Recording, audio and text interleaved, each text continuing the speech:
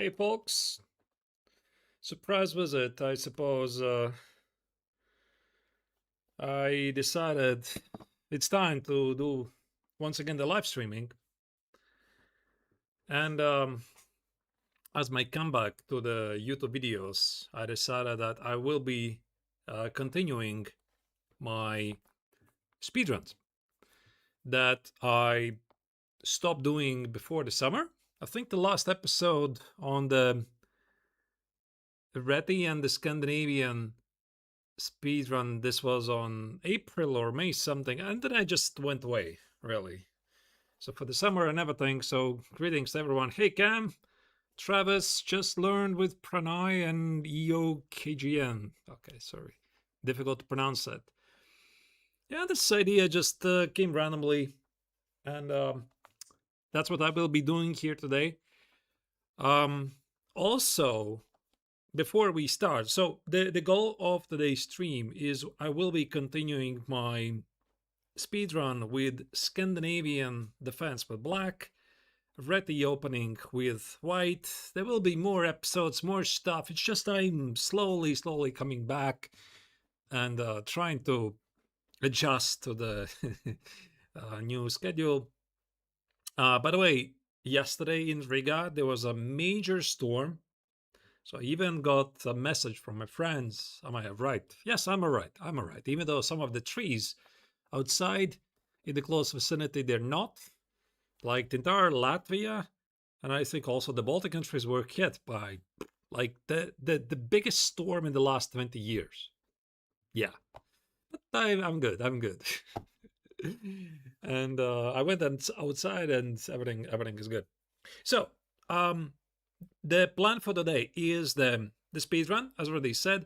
Later today, there will be I will publish the 5th episode of the Scandinavian Defense speedrun.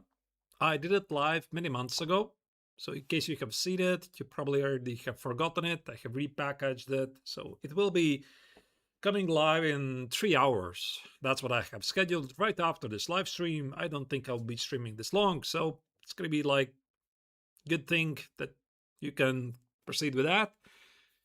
And yeah, and yes, before I jump in with the action, I have decided I will be doing more videos for members only. Yeah, so maybe some of you already have seen some of the videos I have published. Like I will be um, publishing on YouTube. Basically, what I try to do, I try to mirror the membership levels between YouTube and Patreon. My Patreon, by the way, is slowly growing. Um, and then I plan to mirror the tiers, the perks, both on Patreon and YouTube. Maybe for each site I offer something a bit different. And also one of the first attempts that I did here on YouTube, I posted for members the what I'm doing lately. I called them my vlogs, my upcoming projects, the courses I'm working on right now, what I will be doing in September, October. So in case you're interested, you can go and check it out. If not, of course, you don't have to, right? It's just from now on, there will be more membership videos specifically for members on YouTube only. But of course, at its concept, the speedruns, the boot camps, they remain free to watch. Okay? All right. That being said, let me see if I am ready. Oh, we have even somebody from Scandinavia. Perfect. Okay. So the username is as usual. My username is Forrest Gump because Forrest Gump is one of my absolute favorite movies. I think I've seen it 10 times at least. So it kind of makes sense. It keeps running. He keeps running, and like he's a very likable person.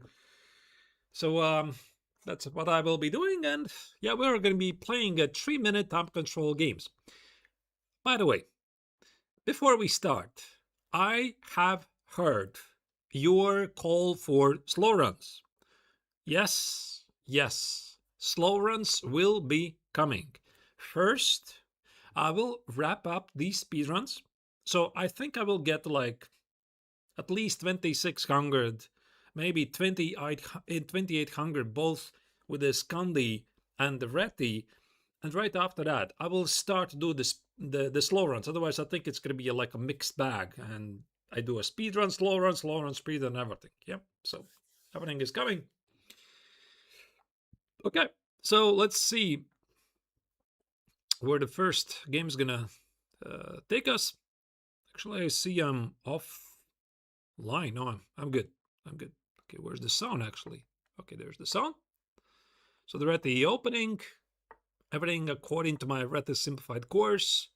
I have tons of experience in this line. White's 4 or 5 moves in the beginning are very easy to play. First, you build a castle around your king.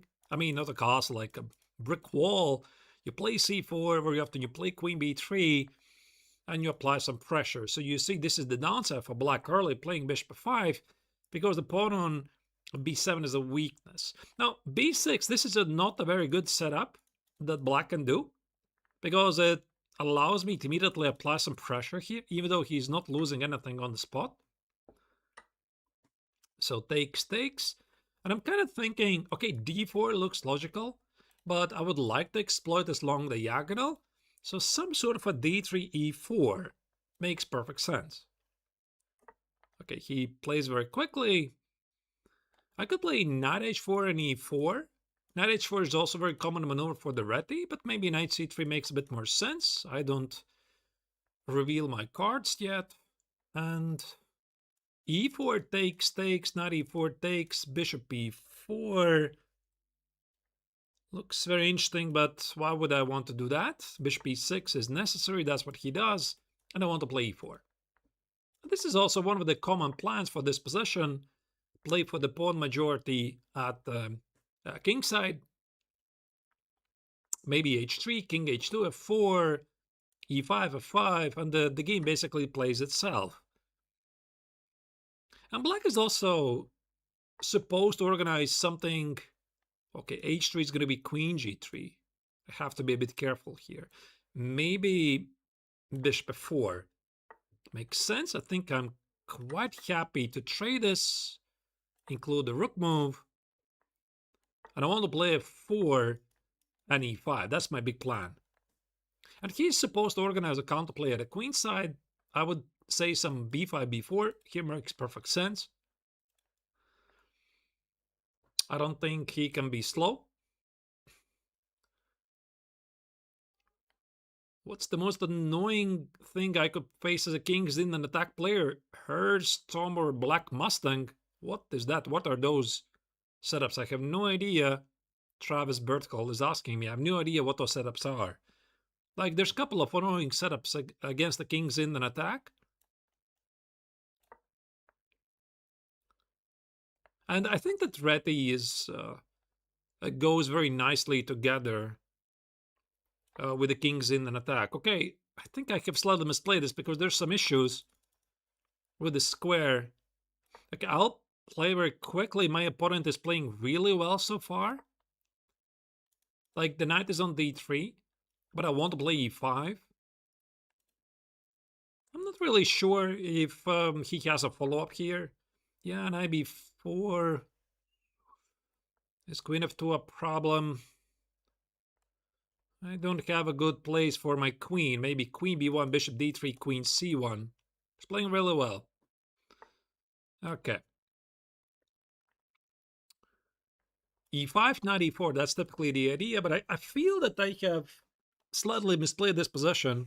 Maybe my plan of h3, king h2 was a bit too straightforward. Okay, there we go. e5, open up the bishop. Knight e5 is going to be knight e5, and he might have some problems with this bishop here. Or maybe knight e5, I could even play a3, actually. That's a nice idea. Okay, let's play a3. Knight c2 is going to be rook takes on d3. And I have a feeling I'm taking over the game. Okay, there's a trade. Queen f2, rook g2, not a big deal. Rook d1, takes, queen f2. I don't think it's a threat. Okay, have to play a bit faster now. This pawn is under attack. I'm definitely much better here. His knight is out of the game. Let's take over the d file. Rook d7 is incoming. So the knight on a6 doesn't do anything. So what's the best? Let's give a check so that I can crash through. Maybe g4 to 5 f6. Use the pawn majority at a king side. The knight is so disconnected. I don't know what he's supposed to do. Okay, that's a good move. Okay. I think I'm gonna play for dynamics. Keep my rook on d7. Bishop d5 maybe. Okay, bishop d5.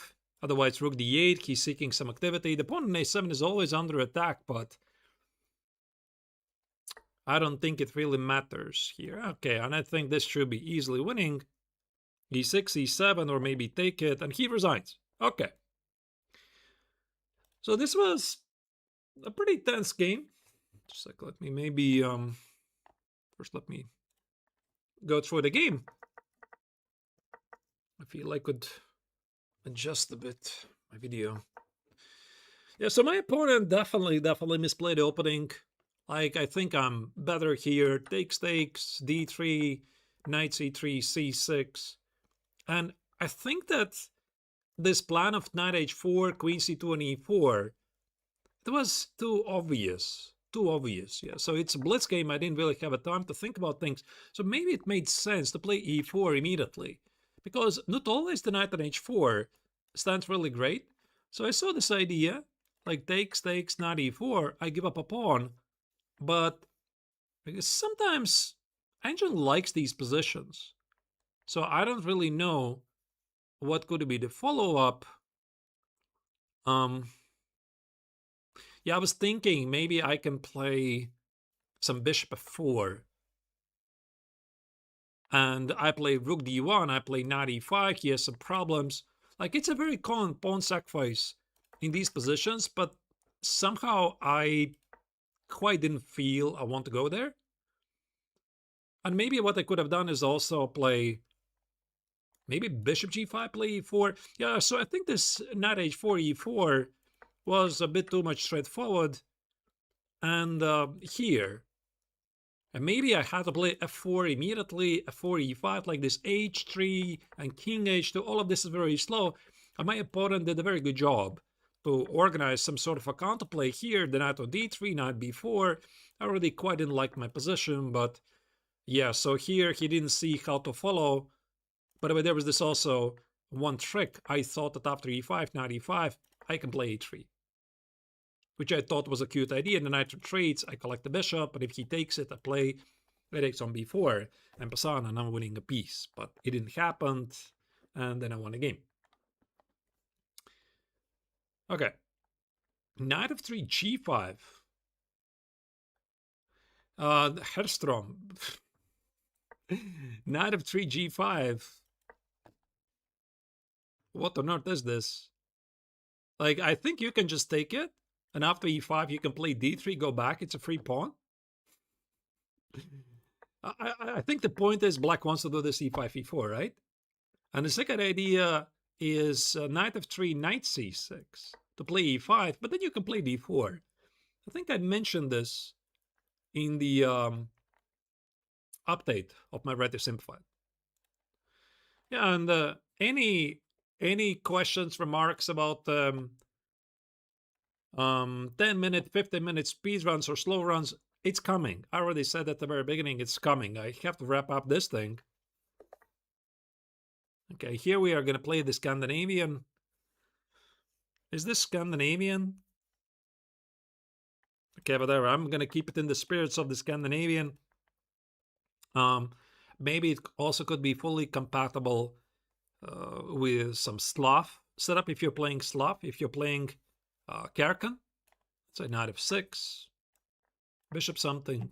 I mean, I have no issues here whatsoever. Like, look at this. Yeah, so it's like the perfect Slav. And the bishop is out, and white is not doing anything at the queen side. So there you go. Okay, knight g1. Black is building some sort of a hippo. I mean, I can take it, but I think it makes sense to keep the bishop because white is a bit cramped. Knight h4 is a threat, so I'm gonna make sure that this bishop can always escape to h7. And typically e5 is also a way how you fight for the center. So white is playing without the center. It can't be good. c4 is necessary. Okay, he is sitting and doing nothing. I think the bishop here is going to be pretty annoying. And some sort of e4 break makes a lot of sense. The anchor, then out on e5. So white has definitely some space issues here. c4 weakens the d3 square. I think I want to get the queen to the king side somehow. Maybe queen on g5, but the pawn on e4 will be left defenseless.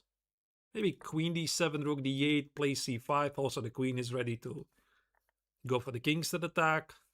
Yeah, this c4 is not a good move because it limits his knight and bishop. There's no more knight jumps or bishop jumps. Queen b1, he hits my pawn. That's a decent answer. I think knight g4 looks reasonable. I protect the pawn. I want to play h5, h4 potentially. Like literally every single piece I have, they're looking at the white's opponent's king. Maybe rook d8, I can complete development, play c5, also use the d file somehow. Bishop f1, yeah, that is logical. Okay, I think I'm gonna take. And maybe play h5. King g2. He has some problems with the light squares. You see, he's playing very quickly. I think at this level it kind of makes sense to play on the clock. I could have played also, by the way, c5 earlier. I didn't realize that the knight on d2 is left defenseless. That's the threat. Yeah, probably immediately c5 was better. Let's do this. The knight is under attack. I don't think he can play some rook d1. The king is too exposed. I don't think any knight jumps. Wow. That is shocking. Okay, this is really dangerous for him. Now the king is so wide open. Is there some tactics? Takes and queen g4 with rook d2 and queen g3 to follow? It kind of looks logical. We'll see. I didn't really calculate this very deeply, but something tells me that he cannot parry both threats at the same time. Maybe some king h1, but no, there's rook d2 incoming. Rook d1 perhaps, queen g3. Okay, and he blunders the queen, yeah? So maybe he had to play, I don't know what he had to play.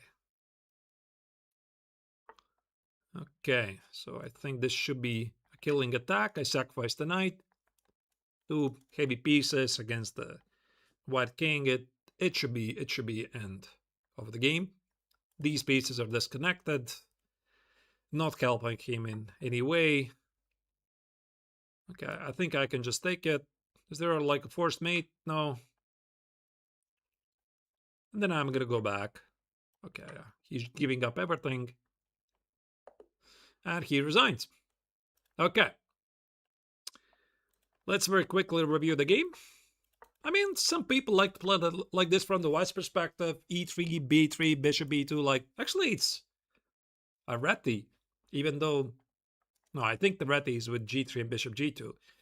But if you play like this, it just poses black no problems. One critical moment here, which I very briefly mentioned, is that I don't think I want to trade because look at this. White has some space issues. You see? Yeah, so he's a bit cramped, so that's why I'm keeping more pieces on the board, so that he is suffering a bit. And now he wants to get the bishop pair, which is a very common pattern in these positions, so I play h6, a window for the king. I mean, all of this makes perfect sense. And yeah, he's just waiting and doing nothing. I make a break in the center. Maybe I missed some knight c4. I didn't really calculate this. Is this a possibility or not? So I'm definitely better here. Yeah, this was a horrible move.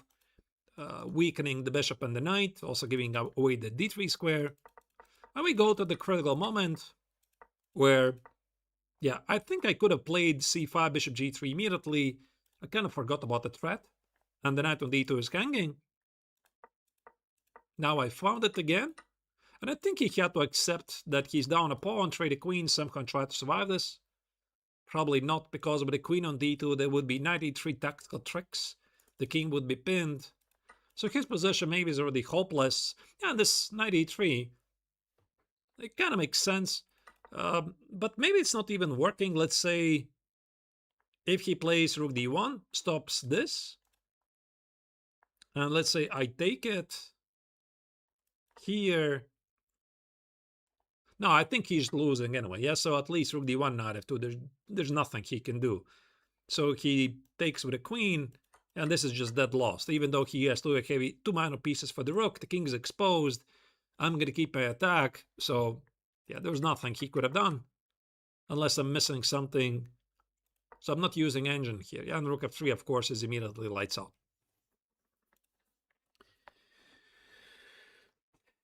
Hey, Arena man. Yeah, I'm back. Trying to once again do some content. This is just random inspiration. Do the speedrun. Okay, this one we're not gonna play because it blah blah blah blah blah. Aborting games is frustrating for your opponent, but it's also for me because my opponent doesn't play e4. Hope I don't get flagged for some bad behavior. Well, okay, whatever. Still some Scandi moves.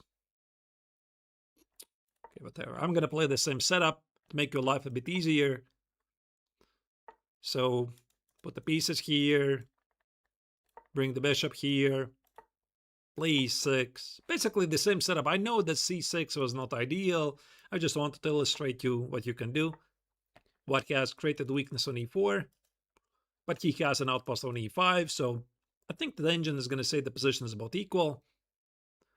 The bishop, I think, here would better belong on e7, so that after knight e5 I can take it. Otherwise, after bishop d6, knight e5, it's going to be a fork. And I don't think I want to give away the bishop, so it's always a big debate. Where to place the bishop, on e7 or d6? Is knight h4 a problem? I'm not sure. Probably not.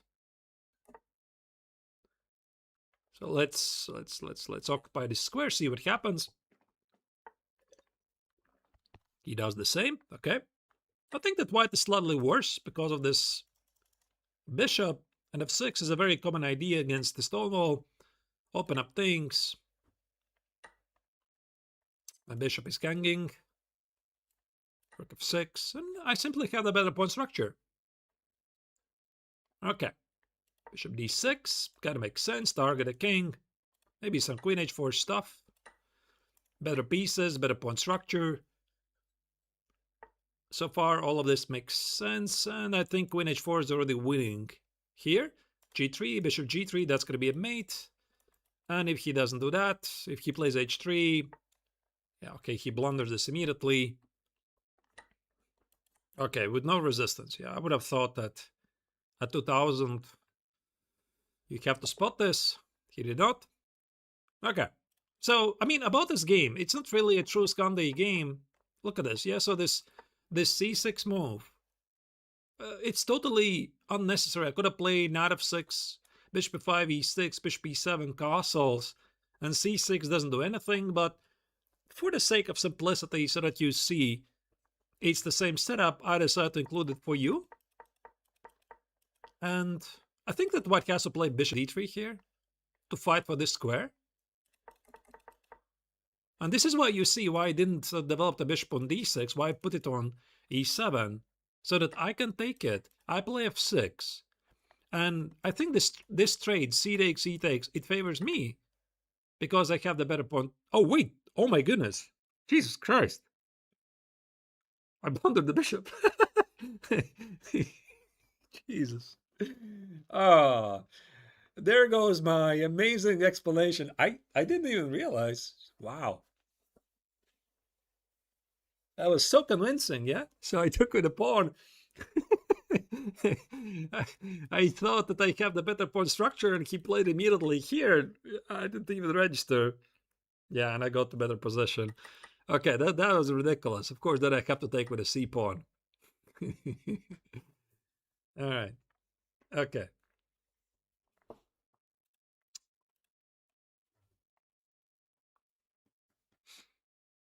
Okay, let's play with white. By the way, I'm back to 2000 rating. Game aborted. Okay. Because I played a couple of testing games on the digital board behind me, and I think I dropped like 30 rating points or something because of this, but that doesn't really matter. I will always gain them back. I was shooting some videos and I decided to use my Speedrun account. Okay, like this. I don't know what is this. It's some kind of sloth hybrid. I think you can play d3, e4, the king's in an attack, but keeping in the spirits of the Reti makes perfect sense. So let's play c4, play a gambit.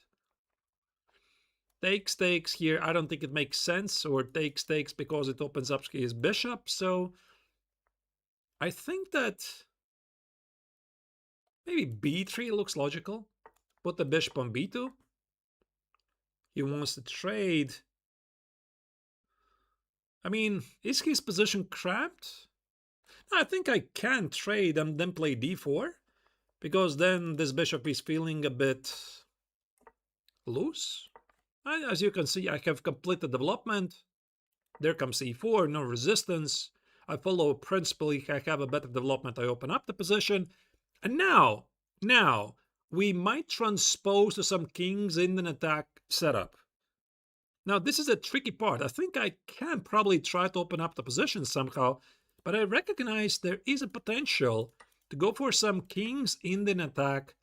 Okay, my opponent plays horrific moves so far. Yeah, like c5. Look at this. Outpost, h4, h5, dream. Dream kings in an attack position. There's his position already is hopeless here. Yeah. Okay. How do we wrap up the game?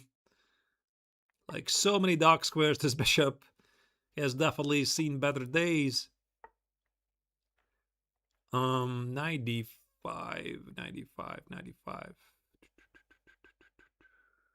I don't want to trade. Okay, let me go back. Why I'm not streaming vertical? But why should I be streaming vertical? Is there like some benefits for this? I don't know. I don't know.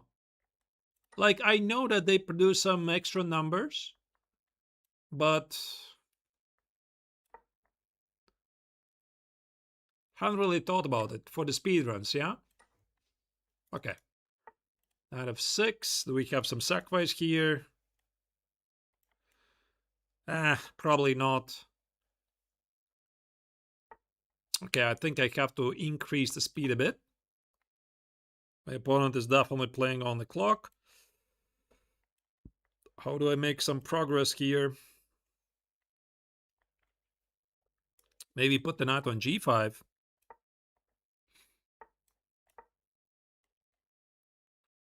Knight g5, rook e1, get the pawn. The king might be in trouble.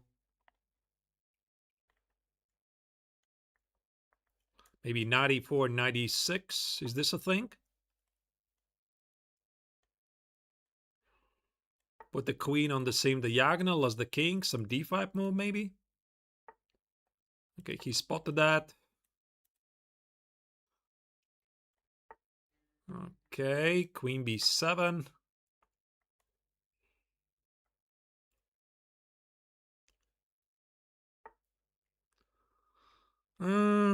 Okay, this is an ugly move, but I'm getting another pawn.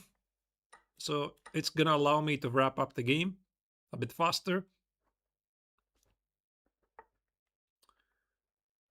Okay.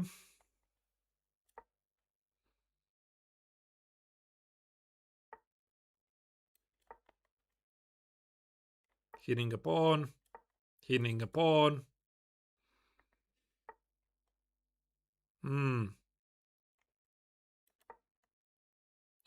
Yeah, my play is not very accurate. Okay, let's trade off some pieces here. Mm-hmm. 27 seconds, though.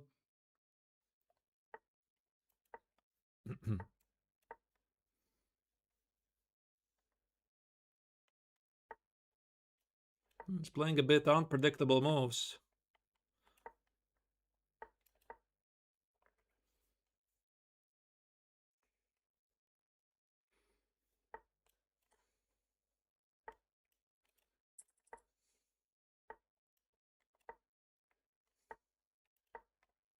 He's very fast.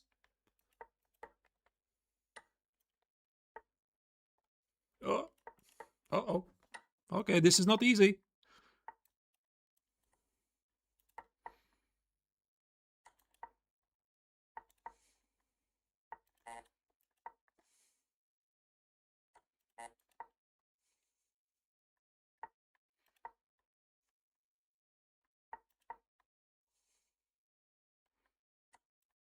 Okay, that definitely helps me.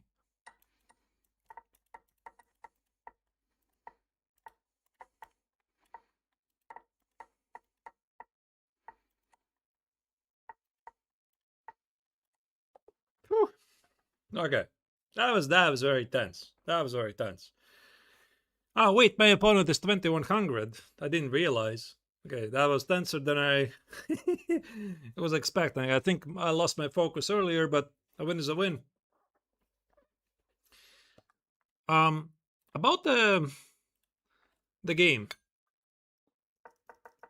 I'm not sure I really have much to add about the opening phase. I think that d3 e4 maybe against this particular setup would make perfect sense. And maybe then you transpose to some e4, e5, the kings, then attack. That's what I'm saying. I mean, the Reti opening, it goes really well together with the kings in an attack. So if you are a Reti practitioner, it makes sense to play the kings in an attack as well. Yeah? So once again, instead of this d3, e4, knight e2, rook e1, e5, maybe it actually it's even a bit easier.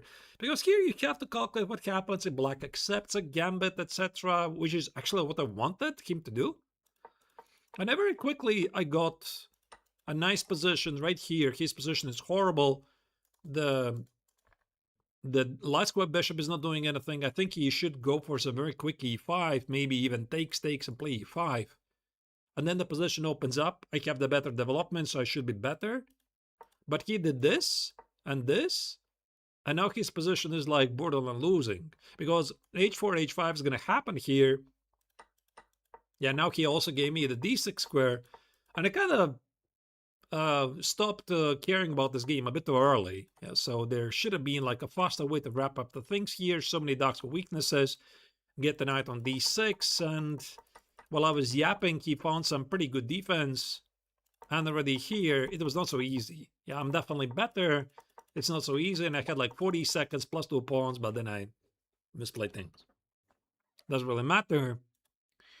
Okay, let's proceed. More Reti. So if I have the vertical stream algorithm favors my content for other purposes. Yeah, I know this. I know this. Yeah, I'm gonna think about this. Okay. Whatever is this? Same story. Kings in an attack makes perfect sense, but we are playing the Reti.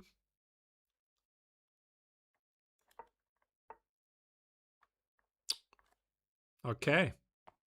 What can I say to that? I think that if there's no challenge for the center, we have to take it. This kind of makes sense. Play e4. Again, guys, this is the same setup. The question is, do I play e5 immediately or c takes, and play e5? But this would allow him to open up the last square bishop. So I think I'm going to play e5, give up the pawn, and play a gambit. But he's not even doing that. So c takes, I don't like this. This opens up the last square bishop. I don't care about this pawn. So I think I'm going to go h4 and h5, which is a temporary pawn sacrifice. If he takes it, I get access to some dark squares. Again, the spawn, in the grand scheme of things, I don't think it really matters.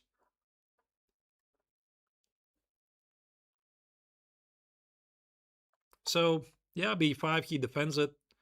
It does make sense. Question is, how do I continue? Probably continue some standard development.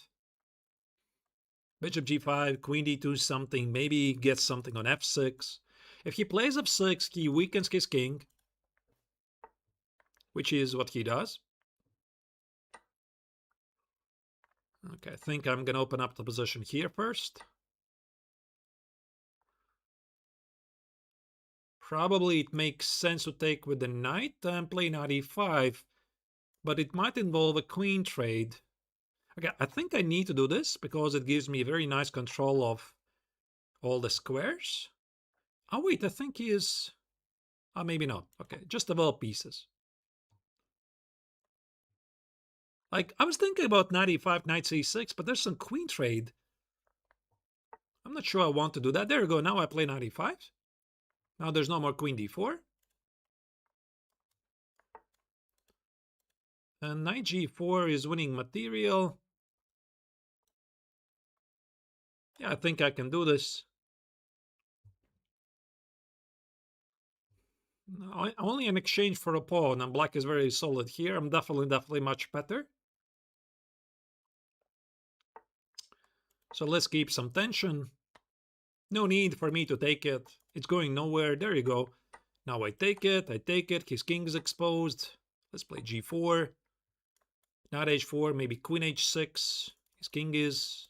Or maybe I'm going to keep the bishop alive, actually. Knight h4, queen f4, something. Check, check, check, check, check. Let's see where this goes. There might be some threats.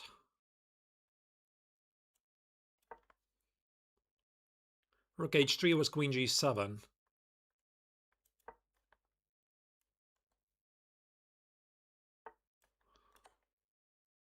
I don't think I want to trade the queens, because I think my queen is stronger. And he blunders the bishop. Okay.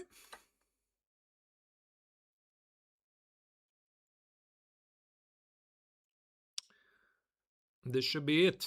Maybe rook e3, rook f3, g5. There's a check on e8, but I think this is just faster.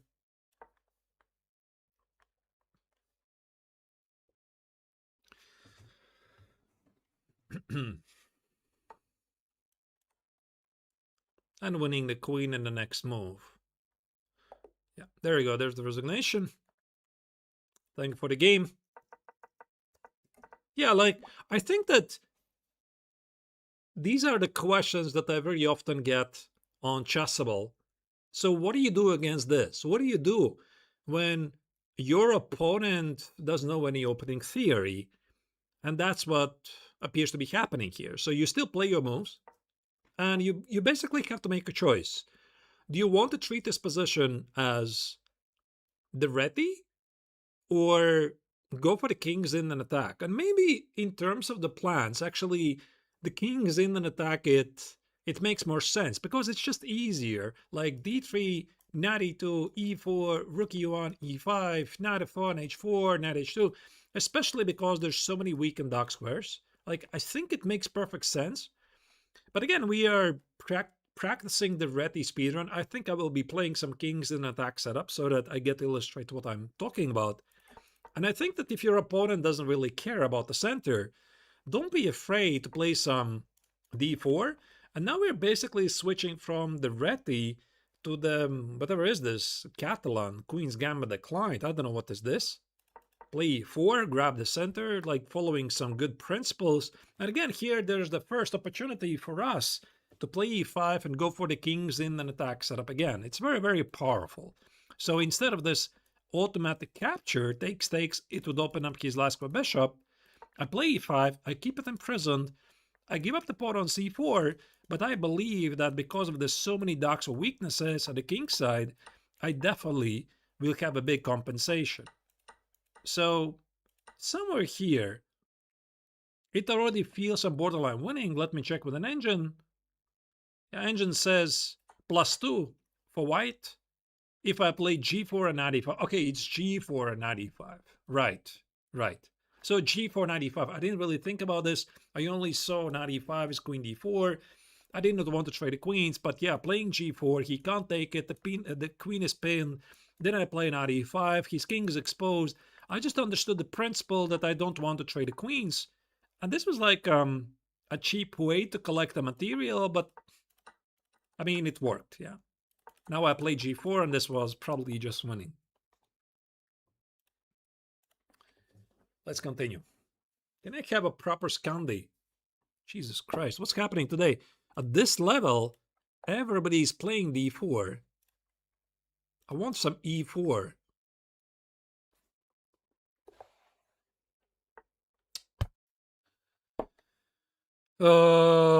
Okay, let's play some Dutch. I mean, I have a separate Dutch speedrun.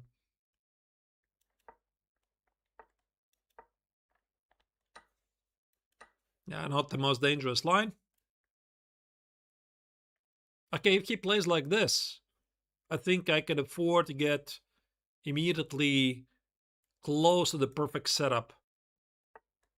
I think the bishop goes to d3 and then it goes to e2. Knight on f3 doesn't do anything. Yeah, this is the Leningrad Dutch. Exactly. Exactly.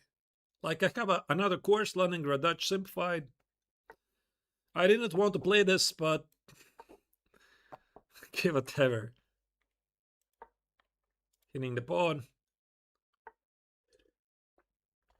And a very common maneuver is g5, knight f8, knight g6 maybe. This already feels very bad, to be honest, for him, because that's what we call in chess a hook, a target. You never ever should push the pawns in front of your king like that. And there you go. I think white is borderline losing. Now it's official. Now it's official, yeah. Okay, there you go. Just forget this game. I don't want to look at this game because it has no relation towards our speedrun. Finally, e4. Thank you, man. And immediately knight f3. Okay. Is this willingly? Oh, so he plays a gambit. Okay, okay. Try to recall, was this in the course? Like, takes bishop d3, there's definitely some activity. But I think I can include bishop g4. Yeah, now there's no compensation. Worse pawn structure. Please, 6. Okay, I think I'm even gonna go for more. Get the knight on d4. Go back. There you go. And just complete the allotment. There you go. Just down a pawn for no compensation. If I take it, he's gonna fix his pawn structure. That's what I'm not gonna do it. Queen d7, rook d8, apply some pressure against this pawn. Seems to be a reasonable idea. Just protect it. Knight f5, maybe. Attack the pawn. No need for c6, by the way. I just do not see what it does. And now he blunders a piece. And that's it. Okay, so the game apparently continues. Yeah, let's just play as simple as we can. Okay, now maybe c5 just to solidify the queen side. Get to the pawn. When you have an extra material, you want to trade as many pieces as you can. Simplify, you can't blunder what you trade.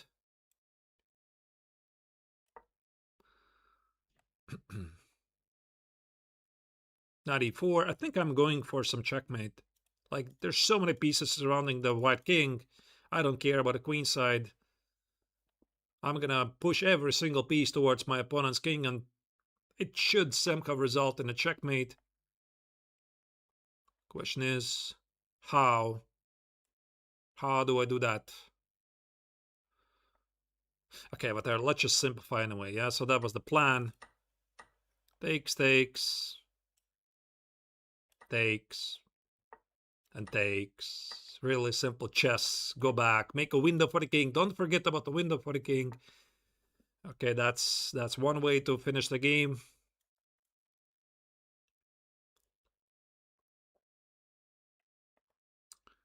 I mean, white was scopeless anyway, so we can't really criticize him for making mistakes at this point.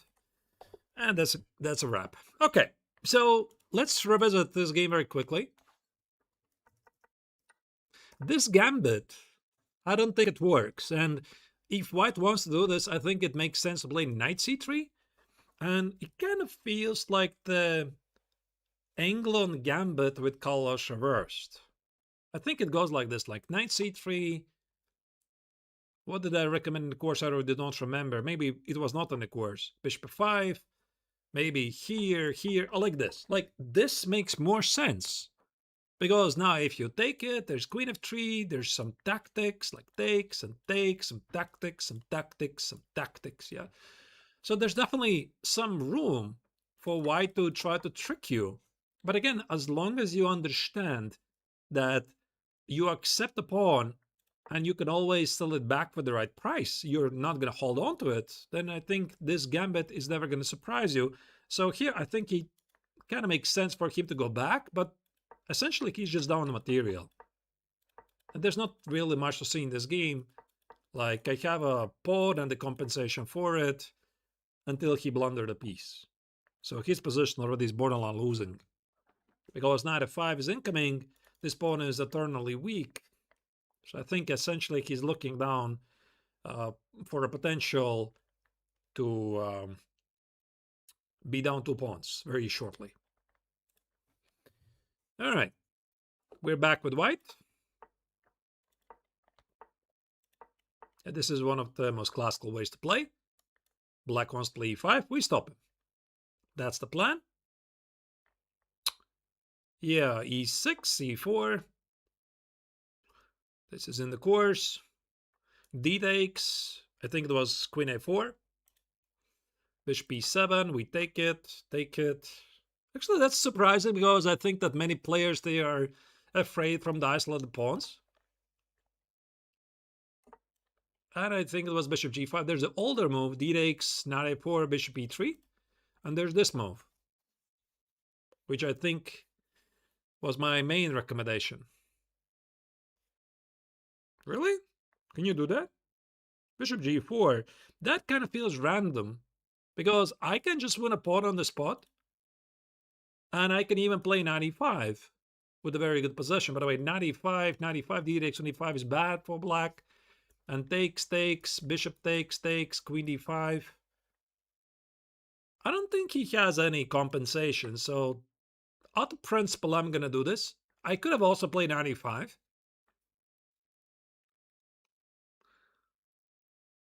And maybe for a blitz game, knight e5 was a bit better. d4. I think I can take it to put the knight on e4 because knight a4 kind of feels weird.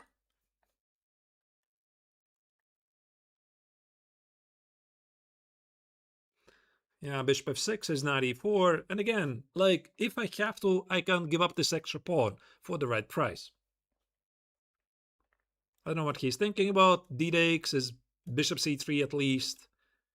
He's just down 2 pawns. Maybe he can take another one on c5. But g takes is, yeah, just bad. Also, I have this square, knight e4. And I'm just gonna protect the pawn. If I have to, I will play knight e6. Like f5, knight e6. Or maybe queen b3, then play knight e6. Which is exactly what's happening. Now he has some logical weaknesses here. So let's play knight e6. The pawn on b7 is under attack. He didn't take the pawn. I would say that was a mistake. Because now... Oh, wait, there's rook f6. Oh. Rook f6, d7. I think I'm keeping the pawn. I missed the rook f6, to be honest. Maybe also rook f6, I have knight g5. Bishop f3. Okay. Now he does this. I protect my pawn. It's still alive. Actually, I think what he did made perfect sense. Otherwise, knight g5 was an issue. So he played a pretty good move. What was wrong with knight b6 before? I will check it after the game, I promise. Travis? Queen e7. He wants to eliminate his pawn, but it's still alive. Rook d8 is his plan. Maybe I should have taken f3 with a pawn so that there's rook e1. How do I make a progress? Yeah, probably I need this move anyway. Oh, he doesn't even do that. That was quite surprising. Quite surprising. Okay, I'm a bit slow here. Now he plays rook d6. Okay. Very interesting choice. Okay, I kind of feel I misplayed a bit, but somehow I didn't find a way to keep this pawn alive. Still, I have some pressure against this pawn, against this pawn. Maybe double the pieces. Yeah, not my most ideal game, but what to do?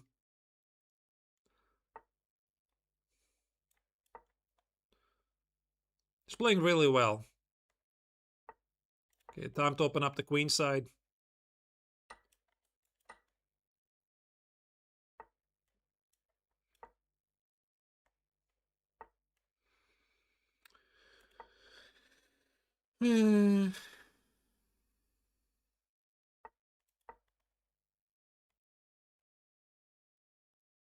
I gotta win this pawn.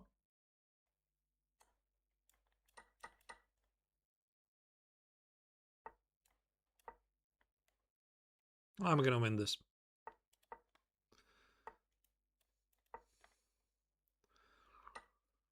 Okay, there's more weaknesses. No, I'm not gonna trade. Just to make his life a bit more difficult.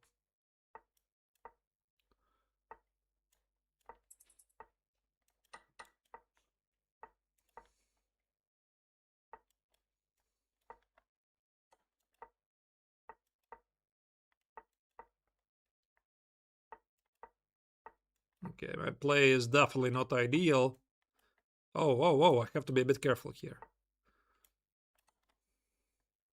Not to blunder checkmate in one or something, yeah? Okay, not the best game, but a win is a win. So there was a question, what is wrong with knight b6? I tried to address this. Yeah, takes, knight c3 should castle. As already said, there's the older continuation, which is takes, knight goes here, the bishop retreats out of d6 or e7, you play bishop e3, rook c1, bishop c5, and you play against an IQP, meaning this is a kind of weak pawn. But in the course, I advocate for this move. And yeah, this bishop g4, it kind of surprised me because, I mean, I went for this sequence. I thought that... Oh, wait, where was this? Sorry. Yeah. So I went for this sequence. I thought he's going to give away the pawn like this.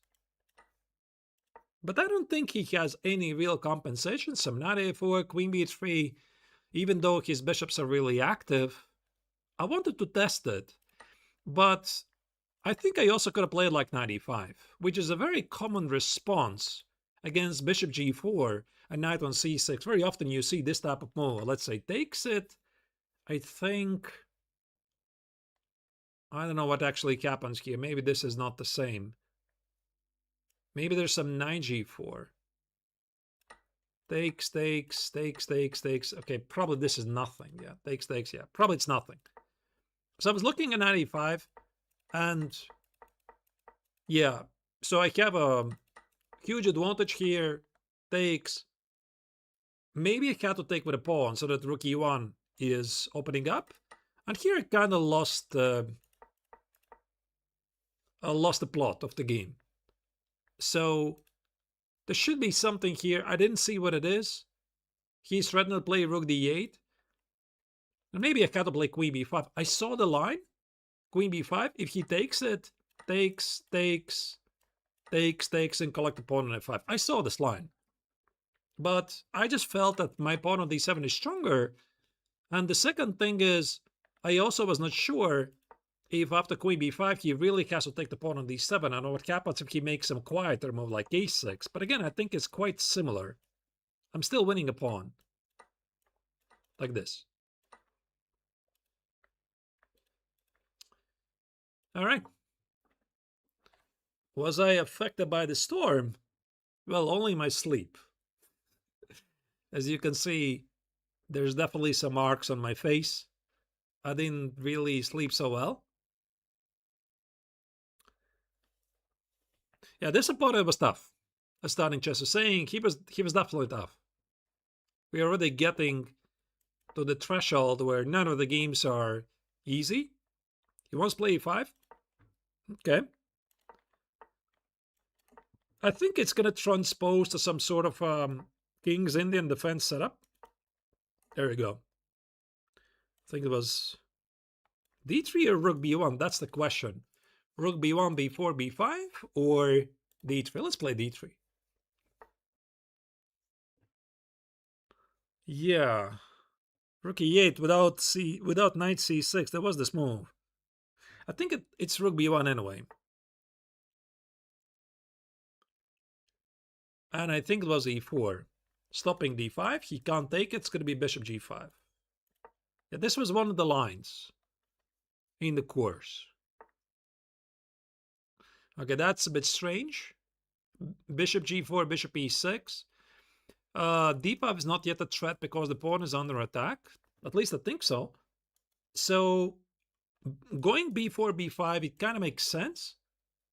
But then again, I feel with the Marazzi bind, d4 could be very effective. So I'm going to switch my strategy and play b3. Okay, he goes for some cheapos. King h2 makes a lot of sense to play d4. Okay, also knight g5 and f4 was looking very interesting. But then again, I would have to change my plan again. So, and he... Oh, wait, he doesn't blunder a piece. d5 takes. This one is under attack. So let's play bishop e3. Queen d2, hit a pawn, and then play d5. Okay. Let's put the rook here. Wait, he can still play g4. I have to say I kind of underestimated this. g4, knight h4, g takes, bishop f3. I'm down a pawn, but okay. But there, he blunders. Even though, yeah, g4 takes. No, it's a blunder. He's down a piece. Could have been an interesting game. I think I'm gonna get more. Exactly this line. Greetings from Lithuania. Well, greetings from Latvia. How was Lithuania affected with the storm? This is game over. That's a shame. Okay, let's get more pieces to the attack. Everything is so well positioned.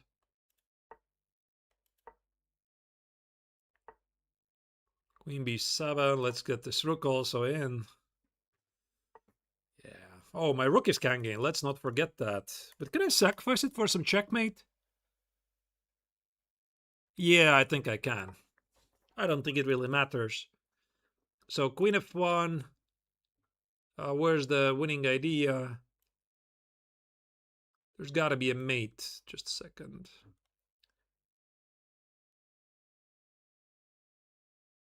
Where's the mate? Where's the mate? Where's the mate? Knight f6, rook f7.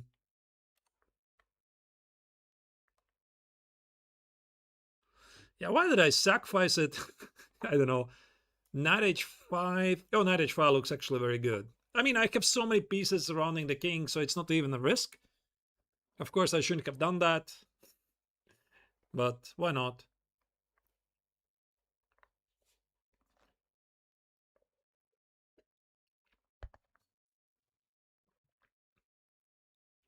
Knight g6 is the only move. Rook f7. I don't know what he's supposed to do there. Like 1, 2, 3, 4, 5 pieces attacking the king. There's no defense. Or this. Okay, let's ignore the knight. Ah, wait, but there's going to be knight g5. I can't do this. Okay.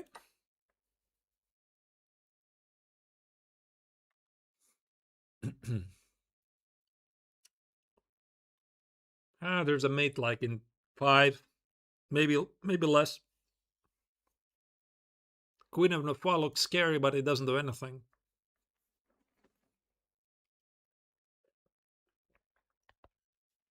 Maybe there was something better. I didn't really focus too much.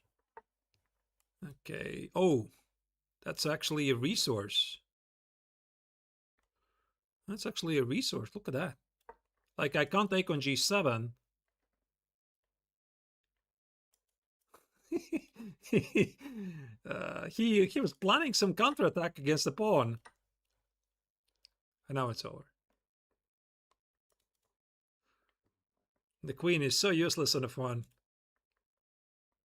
actually not so bad illustration how it really matters where your pieces are positioned and not the material balance on the board. Okay. So all of this looks logical. And I think, you know,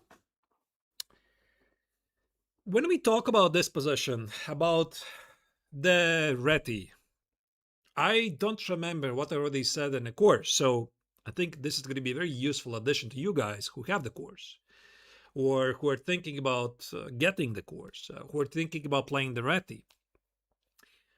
It's all about the flexibility to navigate between the plans. Now, that's the kind of thing you can't really teach. You have to feel it.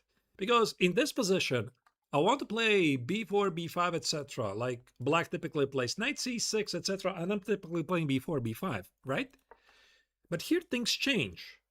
Because now your opponent wants to play d5 and e5, have a strong center, and b4 becomes irrelevant.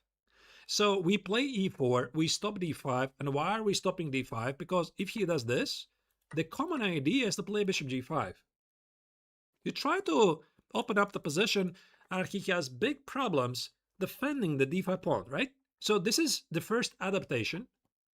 So we go for, I mean, we still might be playing b4. I expected that he's going to take on f3. If he would take on f3, we can take maybe with the queen or the bishop, go back and play f4. Go for the kingside attack. So he goes back. I decided b4 no longer is relevant, because after b4, he's going to play knight e7 and play d5. So I think we have to address a bit what the opponent wants to figure out what's the right way to continue. So I play b3, I change the plan, and I want to play d4, switch to the Marazzi bind, where his bishop on e6 is not positioned so well. If he plays c5, guess what? I play b4. Because now he cannot do the counter-strike in the center with d5. You get it so far, right? So he goes queen c8, he hits the pawn, and here I had the opportunity again to change the plan. I could have played knight g5, bishop d7, and go for some f4. But I just felt it's a bit too much. I decided to keep things simple. Go for the d4 break again. If he stops me, play c5, I think I'm going to play b4. There's no break in the center. And yeah, here, to be honest, I blundered g4. Now, where was this? Oh, wait, actually, it's not even a blunder. Maybe it is a blunder. So I blundered this trade. Maybe I can even do this, by the way. I'm not sure. It weakens so many squares in his position. It looks pretty interesting. Even though, yeah, this bishop on g7 is really strong. And I was planning to play knight h4, takes. Maybe I can take it. It kind of looks scary for some discovered attacks by the knight. I think I was planning to play bishop f3. Bishop f3, d5, knight f5, ignore the pawn, and see what happens. But he blundered the piece. Um, what games do I recommend? The kingside tap attack in the Stonewall Dutch. Oh, I'm afraid this is not a discussion for the Stonewall Dutch, Travis. Um, yeah, I can't think of anything immediately. Listen, I'll very quickly, I'll make a very, very short break, be back in a minute, all right?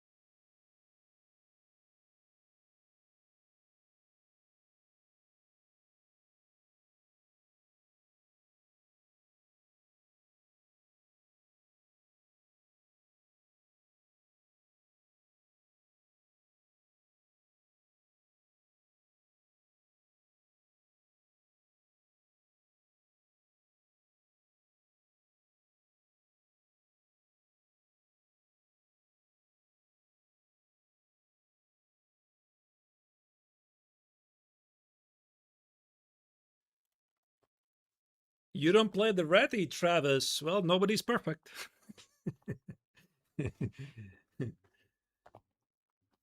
um, would I recommend my own games to study after the course? Yeah, sure. I have played so many games. So, in case, guys, you are doing the Reti course or you're really into it, and or maybe you got some other Reti courses, which is fine by me, right?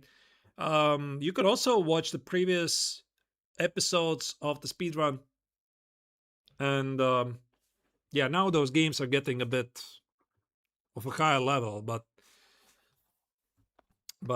there's still a lot of blunders at this level. All right, I would like to play some Scandi actually. Okay, so far everything makes perfect sense. Yeah, this is the some Slav setup. The king's in an attack is with e4, but we are playing the Reti. Bishop c5. That's a really odd choice. I don't think it makes sense because now I can target this pawn. A gambit? Well, I don't buy it. I don't really buy it. Rook c8, it just feels like it's an extra pawn. The pawn on c6 was left under attack. Can I play d4? d4 and c5 to fix this as a weakness. The queen is always getting out. Oh, he's in big trouble here. Queen c6, bishop g3 complicates the game a bit too much. So I don't think I have to do this. So let's complete development. Yeah, the pawn was under attack. I didn't even register that it is. Let's complete development. I have slightly weakened the king, but I don't think it matters. Can I take this pawn? Okay, whatever. Yeah, let's take it, whatever. And run back. That's it. A pawn is a pawn, or two pawns are two pawns. So he has to seek some counterplay.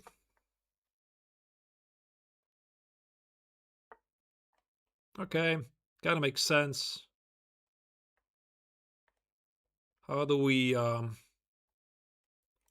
simplify the position here? Yeah, defend everything. Get back the queen. He's going for some counterattack, which is, of course, what he should do.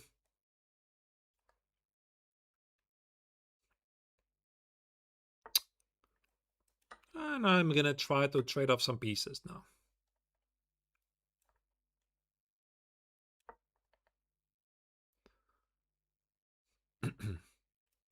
I mean, playing blitz like this, it's not very rewarding because I'm constantly on the defense. So you really have to take into account what type of time control you're playing.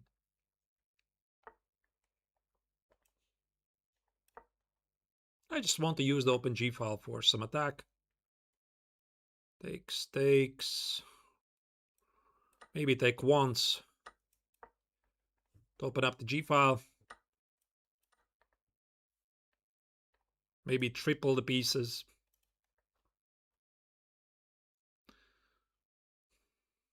Yeah, black, of course, is bluffing here. Like, of course, I know that. I've been around for too long. I already know when opponent is bluffing, when he's not bluffing. Wait, I think he's just losing something here, yeah?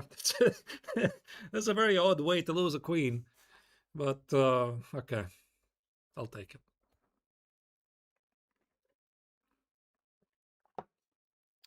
I don't think I've ever seen something like this. Okay. Thank you for the game. So let's check this game very quickly. It was short and painless. Like this, yeah? So when he played bishop c5, I actually thought he's going to play queen b6. And I wanted to continue with d4. Like, switch to some d4 setups. I don't think he can take it. The pawn on b7 is left under attack. And if he takes it, it's just something very similar to the course, where I have some space. I'm not entirely sure if this is the best I can do. Like, queen b3, queen b6. Maybe there's a room for something else. Because in the course, I think it's more like d3 stuff. Anyway, he decided to bluff. Rook b8 doesn't work because of queen c6. So he can't trap my queen. So that's why I boldly took it. Now I play d4, I play c5. And yeah, probably the right thing was to take the pawn immediately.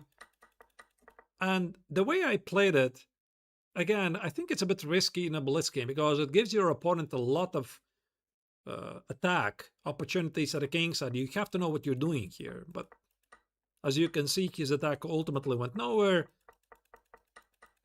And yeah, I was a bit faster. What's my opinion on playing the setup openings like kings in attack or kings in defense or London? Are they hurting beginners' improvements? I don't know. Why? Why do you think? So this is a question by Rohan. Why do you think it should hurt your beginners' improvements? Any openings are good, as long as you're getting a playable position after the opening. The London, the Reti, kings in attack, these are great choices. I remember, who was this? I think it was Andrea Bottes. Yeah, I was doing once commentary for Bottes sisters on their channel, and Andrea asked me, what do you think about Jabava London? Because her coach, Jon Ludwig Hammer, was criticizing it a bit. And I said, it's not a bad opening. It's a great opening as long as you get the positions that you like. Go ahead and play it. And, and apparently she really liked this answer because Jon Ludwig didn't like the Jabava London. And but whatever. If you like it, you play it, right? So who are we to judge? All right. It's time for some Scandi. There you go. Perfect. Perfect. Wishing for some proper Scandi game. This is the main line.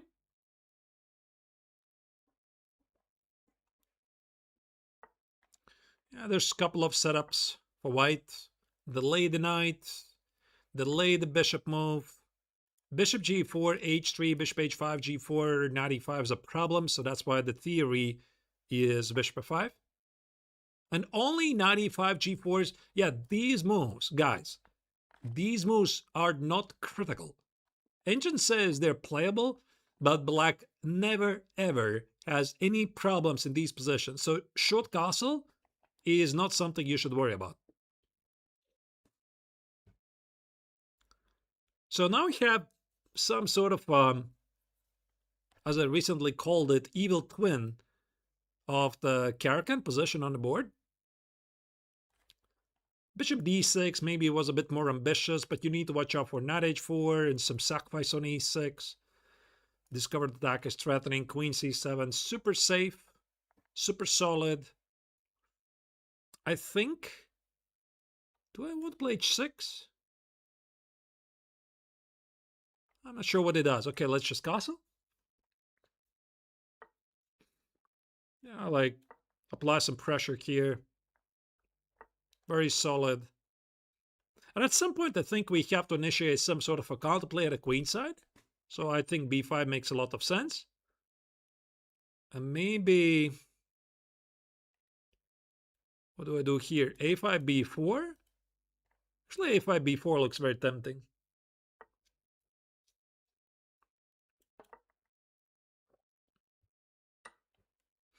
I need to watch out, of course, for some sacrifices here on e6. And maybe this was not the best I could have done, but look at this. Yeah, so I have very nice, solid position here.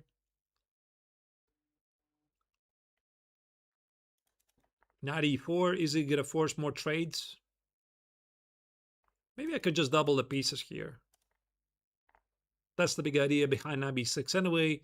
Push pawns in front, put your pieces behind, double the rooks. But at the same time, I need to watch out for this sacrifice, which, by the way, maybe he's checking right now. Bishop b6 takes, queen e6, rook f7. I don't think there's anything. But I need not to forget. Wow, d5? The what?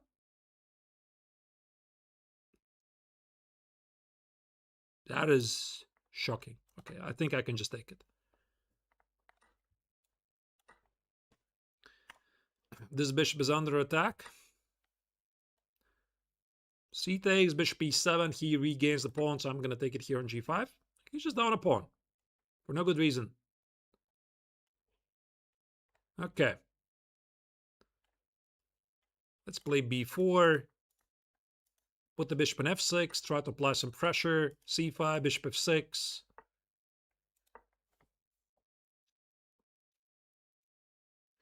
A pawn is a pawn. Okay, there you go. Now he's in trouble. I mean, I'm up a pawn, but I feel it's going to be more very, very soon. He had to play c3, not b3.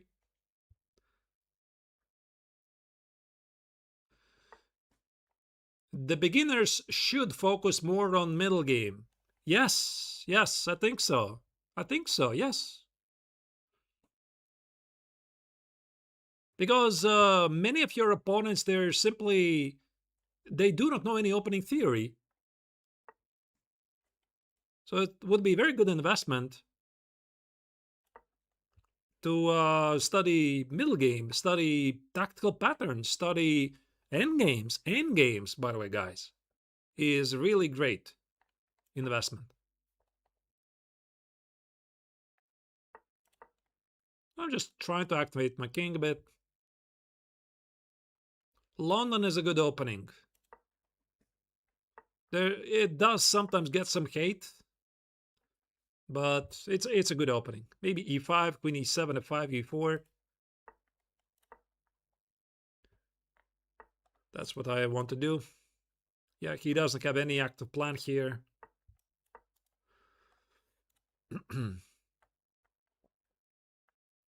This bishop on d4, you see how it was instrumental to my success. Okay, that's just a piece, I think. Check. Another check.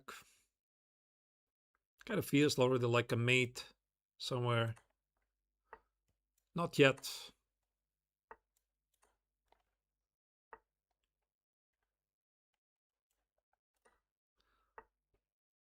Okay. All right.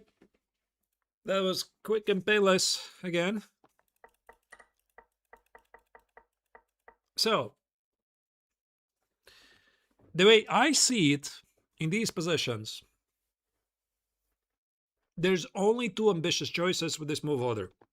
One is knight e5, g4, h4, but you have to know what you're doing with white. And the second idea is castling the long side. That's it. As soon as white plays a short castle, you're totally safe. So what I think I set up some pretty good defensive position. Queen c7, bishop g5. Like, okay, white is definitely not worse, but neither am I.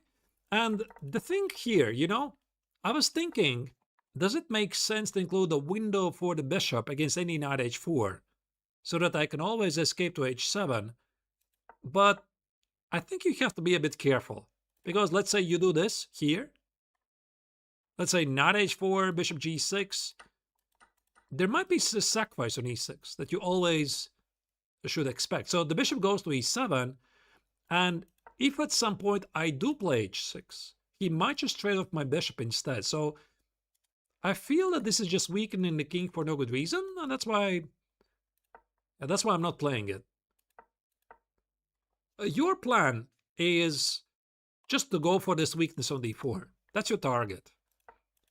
Like b5, a5, maybe a5 was a bit too much, but I thought if I play knight b6, he's going to put his knight on e5. That's why I started with a5. I also could have played a6 first to be a bit more flexible, some future ideas of c5.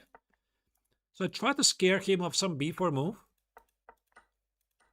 And I think ultimately I got a very good position. Yeah, this d5 is total panic move. So I think knight e4 had to be played. But, I mean, I have no issues here. Like, I could even take it, double the rooks here, play at the queen side somehow. It's a very easy position.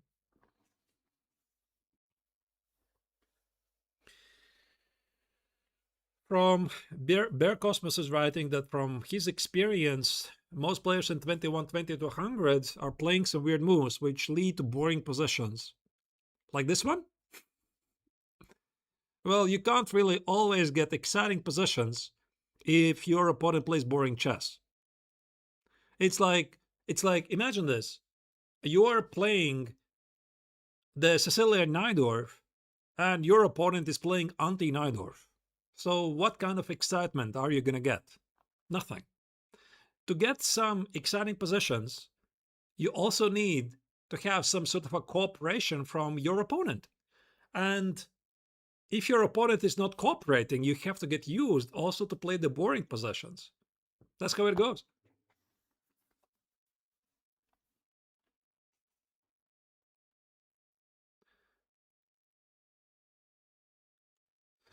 All right. Let's continue. Hopefully I will get more Scandi. There we go. Perfect. Perfect. Yeah, knight f3 is the quieter move. We're going to play aggressive. d4 was one of the critical ideas for white. Yeah, but the way he plays it here, white is seriously risking to get worse. I think white already is worse, right here. So you don't have the courage to play d4. This is the punishment. Black plays e5. Black grabs the center. I think h5 here looks very interesting, which is one of the core ideas of the position. But why don't I just take on f3? Retreat looks good. Can I just take it here and play e4? So what is he doing here is he can forget about d4. I'm going to go for a very quick kingsand attack. Bishop g4 is going to be f5. Yeah, so I need to watch out for this gambit. And for this very reason, I'm going to play knight e5. Queen b3.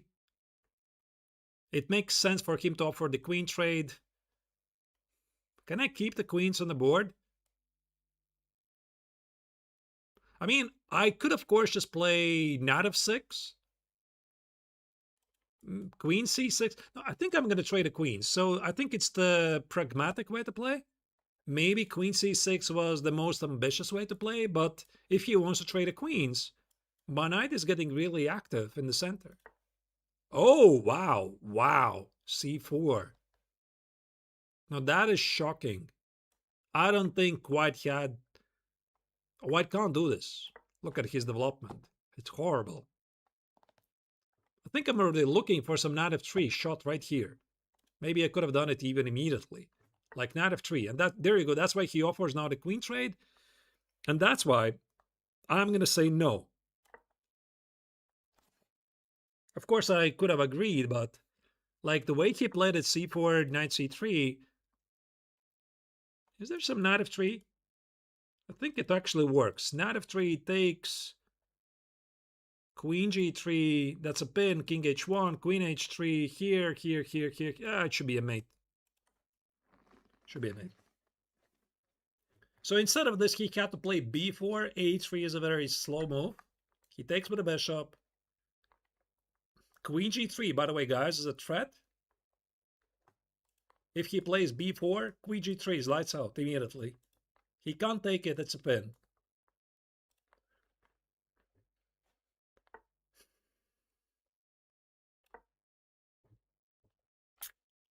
That's it. Queen c5, b takes on c5, that's a mate. Queen b7, king b7, no use. He resigns.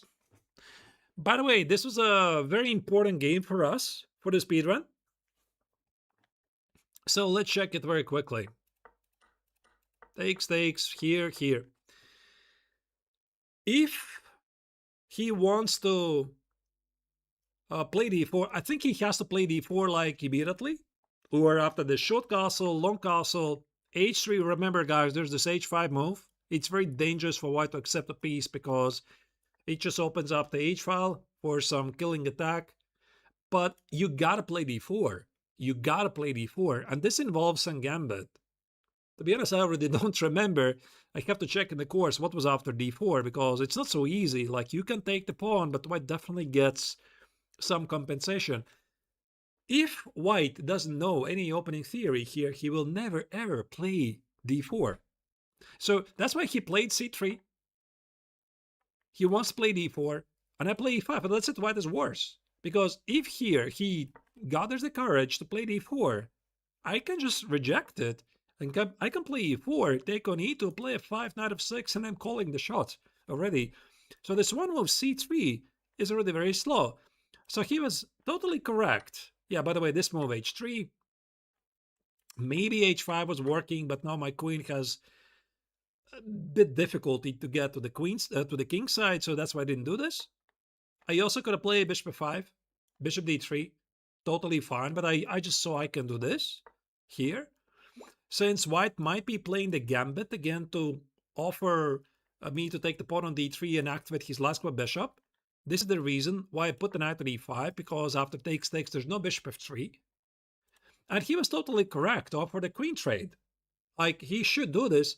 And I was thinking, like, queen c6, queen g6, maybe it made sense. Maybe I should have done this, actually. But I just thought that knight f6 is the pragmatic way to continue, because if he trades, these knights are monstrous in the center. And he should have done this anyway. Yeah, but this c4, now this is really bad. And of course I felt I had to reject it, that he had to play b4, some sort of a counterplay, initiate complications, because knight f3, queen g3 already is a threat, and that this is immediately lights out. So he played bishop takes on f3, he blundered queen g3, but let's say if he would have accepted the piece, I did not even calculate this very deeply. I thought there's going to be check, takes, he can't take, it's a mate. And I saw this position, but I thought there's going to be a mate somehow. Somehow there's going to be a mate. Like, I have 3 pieces, his king's exposed. So where is it? I don't know. Is it rook d3, queen g4, rook h3? Is it queen g4, queen h3, knight g4? I just didn't really believe I have to calculate this line. Let me check with an engine. Okay, there's many winning moves. Queen g4, rook d3. Rook d3 is the cleanest one. Here, rook e1, queen g4, here, rook h3. This is the kind of common sense you develop over the years. You just think a bit differently, that with so many pieces, so exposed king, there's got to be something. And it didn't happen in the game, but that's why I'm saying, like, I saw the idea, it's some sort of a pattern recognition, And I saw that queen g3, queen h3, e takes on f3. That's it. I'm stopping to calculate. Because this is a blitz game, I don't have to do this. If this was a classical game, I would probably calculate it until the very end. But there was no need for me to do this. Okay. Another. G3. Maybe let's try to abort. Maybe I don't like these. I don't like these anti-Scandi games. And now I'm getting white. Okay, but there. Yeah, this was one of the best instructive games, to be honest, for the speedrun. Upon sacrifice. Okay. What is this gambit called? I don't know. So he wants to activate his pieces. I don't have to do that. I could play d4, but why don't I just go back? Play my Reti, right? Let's play the Reti. It cannot be terribly wrong. Okay. He wants to go long castle, play h5, h4. This is very interesting, actually. Okay, for the sake of illustration, I'm going to allow him to do this. I don't have to. I could keep the king in the center. He wants to play h4. I'm fully aware of that. And if your opponent is starting a flank attack, it makes sense to do a counter strike in the center. Again, guess what? There's going to be c4. He takes it. He takes it. How do I attack this pawn again? Maybe queen a4. Queen a4, queen c4. Okay. I think it makes sense to take it. He's going to play h4 most likely. Bishop e7. So he's going for a very clear plan, which is understandable. What should I do? I can take another pawn. I don't think it really matters. I just do not believe his attack for a single second. Maybe play knight c3, complete development. And it kind of makes sense to do some counterattack in the center, which is d4. It is involving some sacrifice. He wants to play bishop h3, bishop g2, queen h3, queen h1, checkmate. So I'm going to take with a pawn. And I think I had some similar lines in the course, like this. Let's put, what's the most accurate one? So d5, can I play d5? I want to check this. I'm a curious beast. So, wow, he immediately takes it. Are you sure you can do that? Okay, let's have some fun. King b8 immediately. I'm also going for some attack. Whoa, what is this? Come on. Like, I expected more. So this was actually, again, very, very instructive game. We are gonna draw some lessons from this. Very short lesson. So, e5. If you ask me if this is in the course, I don't remember. Probably not. The point is, after knight c6, black wants to get some activity here, which is probably totally fine. It's totally fine. Yeah, like you can still play g3, king g2, etc., but at least you understand what black wants. So black wants to play h5, h4, castle alongside, and for the blitz it might work just fine, right? So I go back, I protect the king, and here, guys, maybe against this setup, the Reti is not the best, because like I'm pretty sure the tension is going to tell everything is fine, but it can even make sense to switch to something else like d4, e3, bishop e2, c4, knight c3. A pawn is a pawn. But what your opponents, they're trying to do with such a continuation, they're trying to surprise you and hope that you're still going to play the Reti. And I did it. I did it on purpose. I just wanted to show what your opponent might be planning to do. So he plays queen d7. Should castle. I'm playing with fire here. I know that. I think that actually here it makes perfect sense to keep the king in the center, because your opponent already shows he wants to castle alongside. He wants to play h5, h4. And even though h5, h4, it's not yet on the board, this is a very common maneuver for this particular setup. We have a very similar variation, of course. So I go short castle just to illustrate my plan. c4, queen a4. Maybe also here, knight a3, knight c4 was looking interesting. So I decided to go for the most classical way. Bishop e7. Actually, I think you gotta play h4 immediately. Bishop e7 is just a waste of time. And I'm not really sure if I want to take this pawn. So I would have played h4 immediately. He played bishop e7. I play knight c3, h4, d4. And I saw this position that he can take the pawn on d4. But I didn't really calculate this very deeply. I thought I might have some knight e5 move, targeting the queen and the bishop. Or maybe I thought if I'm totally running out of ideas, I can just take a couple of times, play bishop e3, play rook f7. He doesn't have any attack anymore, right? So I sacrificed the pawn on d4. He decided to play bishop h3.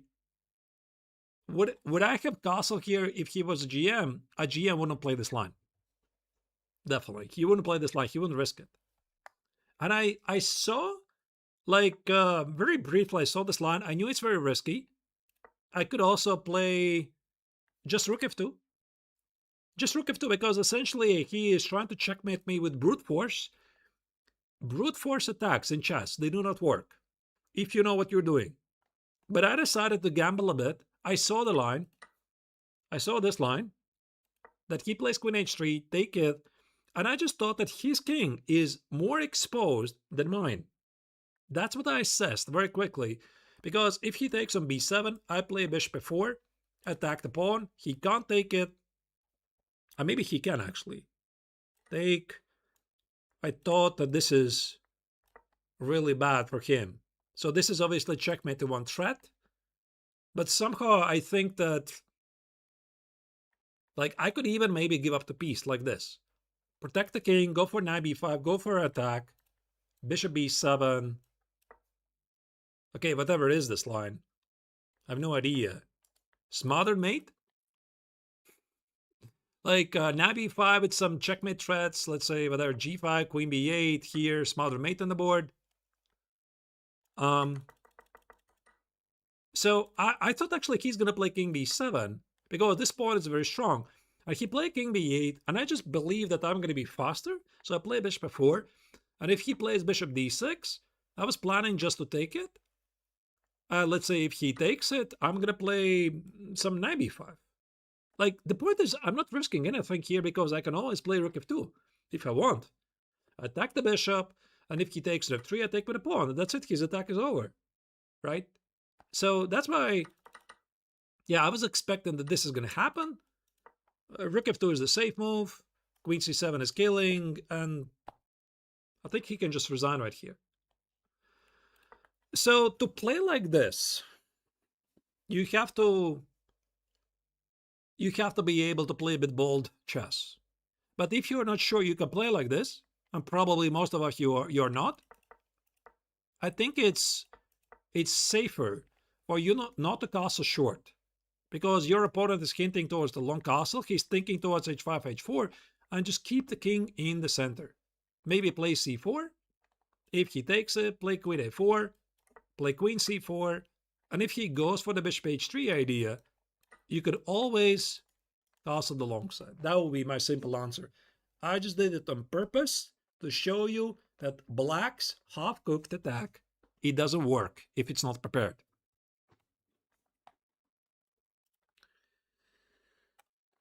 Okay. Let's continue.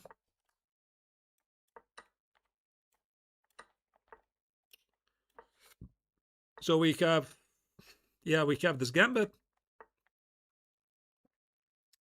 Well, there was a line here. I think it was queen d6, was it? I keep forgetting this line all the time. Queen a5 kind of feels dangerous. b5, bishop f4, that's the threat.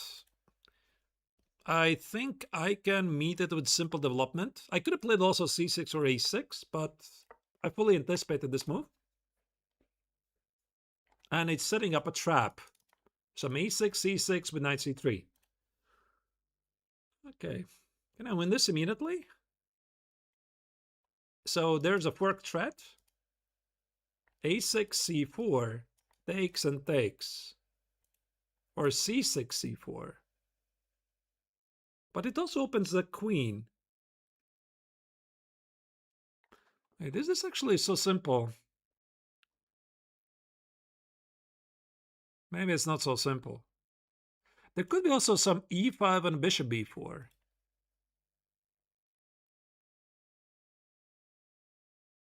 I know that the engines sometimes love these move e5 in some simple positions. Okay, but let's just play a6 with there. a6, c4, takes.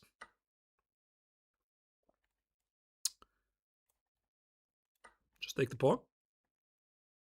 I'm not sure. Maybe I should have traded the queens with queen a5. That should be still perfectly fine. He doesn't take the pawn. Wow. Wow. I'm so going to keep it. I mean, now his bishop has no good squares to attack me. It's not even about the pawn. This bishop was supposed to come out to some aggressive square. Now he has no aggressive square. I can take the third pawn, but I think I'm going to prefer instead some development.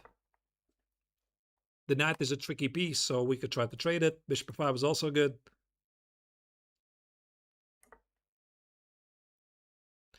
Okay, let's complete development. I have to be a bit careful. He is a kid in development. This pawn is not something... Okay, that's a bluff. Oh, rook a4, I'm blundering the knight. Actually, I missed this move. That was a good move. I missed this move. That was a nice shot. a4, b4. If I take it, he takes on b7.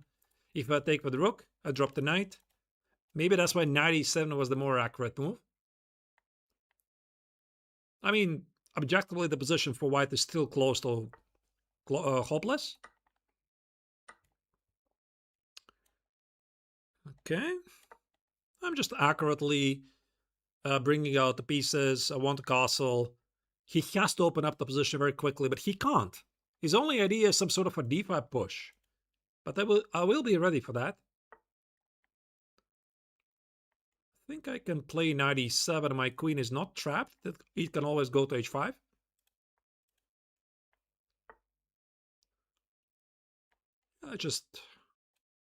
How do we do this? Yeah, some knight f6 maybe. Protect everything. I could have also taken the pawn, by the way, but somehow I feel it's better for me to keep the position a bit closed. And now I can just castle short. Looks very safe. I'm about to play g6, and he's running out of ideas.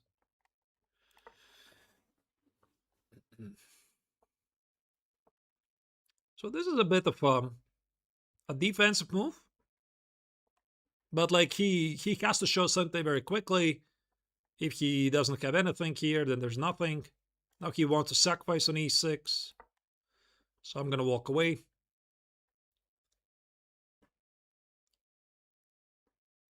His position is about to collapse.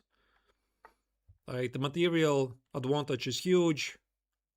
Let's again play some super safe move. Just to not to blunder anything extra, protect everything.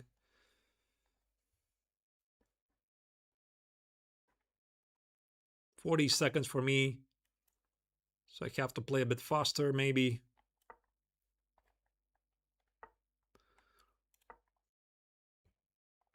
Protect, not give up anything. Okay, so he tries to play on my clock.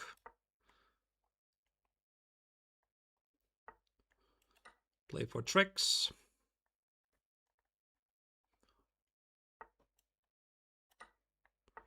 That's a free pawn. Actually, I kind of blundered that. Okay, that's fine. The knight on d4 is a monster.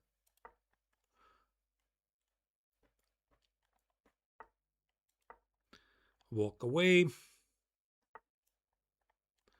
Okay, let's not do any funny stuff.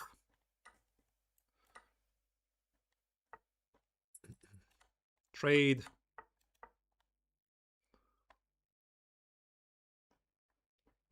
And that's it.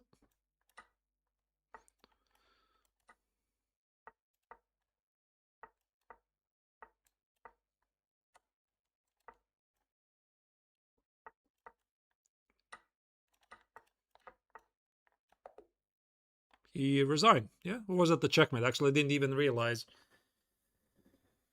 Okay, so very quickly, let's review the critical moments of this game. The gambit, I think you can play like this, but you have to play d4. Knight b5 is a bit early, and I can already play c6 or a6. Maybe a6 is actually the safer move, but I decided I want to go for more. I wanted him to play bishop f4 and somehow exploit the weakening of the c3 square, but then I realized it's not so simple, because if I would have played c6, c4, takes, takes, I saw there's a check to make his king feel a bit vulnerable, and probably this was the right way to play. But I saw this position from afar and I thought, it's not so clear and everything. Like his king is walking, but I have no pieces developing. So that's why I decided to scratch it. And also here, I was thinking, can I sacrifice a pawn with e5? Just to gain some tempi. And if he takes it, maybe now I play c6, c4, and I have some extra resources here I can consider. I'm not really sure if this is necessary. I just remember that in the course there were some moments when you could play e5 to open up the bishop, be one move closer to complete your development. So I play this, this, and this. And of course he had to play bishop b5. I think so. Complete development, bishop b5, c6. I have to still be a bit careful, but ultimately I don't think that white has any real compensation for... How many pawns is it? Actually, just one, actually. Maybe he does have some compensation here. Let me check with an engine. No, it says there's no compensation here. So he had to take on b5 with the bishop. Here, I would have played c6, bishop d3, and I don't know, maybe g6, bishop g7, something. Like, my position feels very, very secure.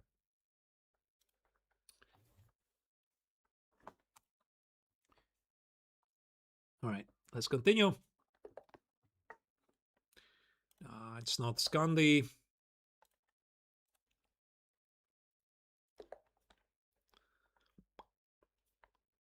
You gotta play e4. He doesn't play e4. Okay. Was it the same guy, by the way? I didn't even register. Okay. GM Saibo. Okay. Yeah, this is one of the ways to play it out. Wait, but this is not in the... wait, I was recommending some other stuff with c4 and d4. This is not a very popular way to play. So, okay, I'm gonna try to play it like a Reti.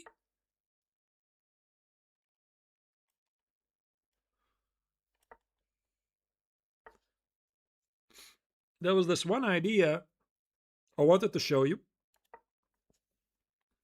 There's this temporary pawn sacrifice. Meaning I'm aiming for some 96 stuff. Wait, can you actually do this? I don't remember this line. Maybe you can, since he is doing this. Okay, I don't remember. I simply do not remember. And put back the knight someplace.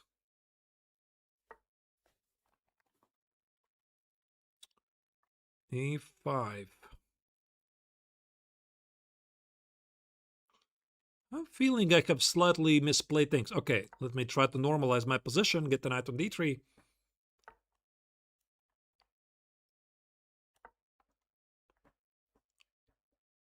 I will have to check this line.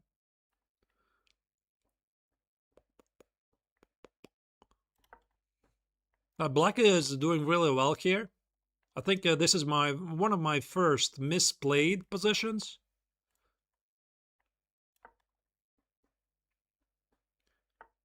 Rook c8.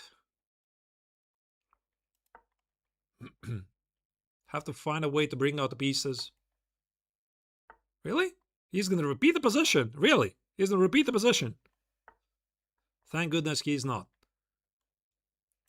Okay.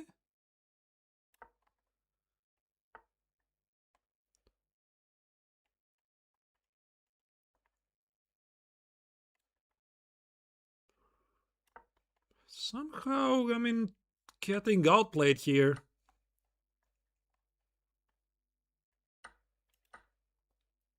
Very interesting.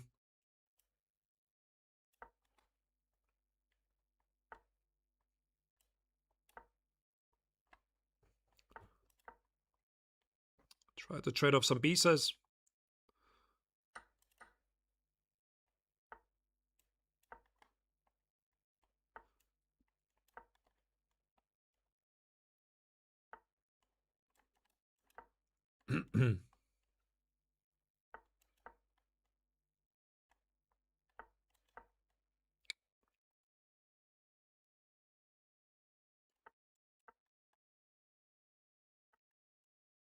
Okay.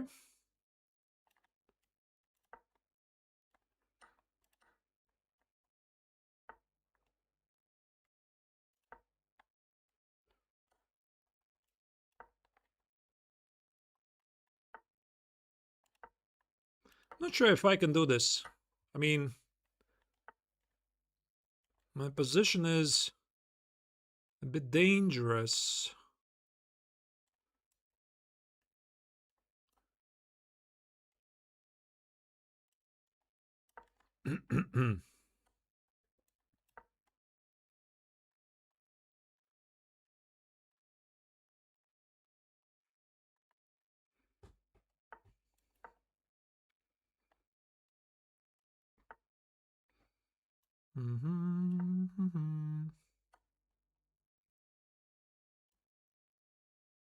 I'm really getting outplayed here. Am I not?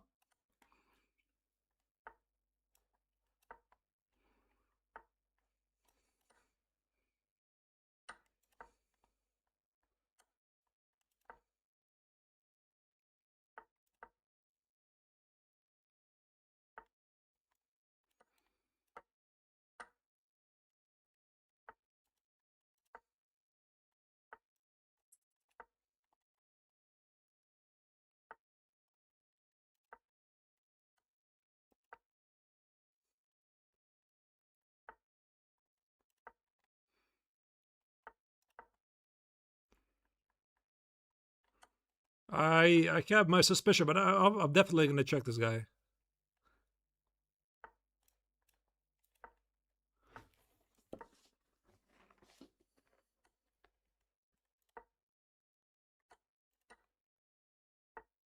Okay, so you even spotted a checkmate, yeah? Okay, okay. Who is this guy? Who did I play against?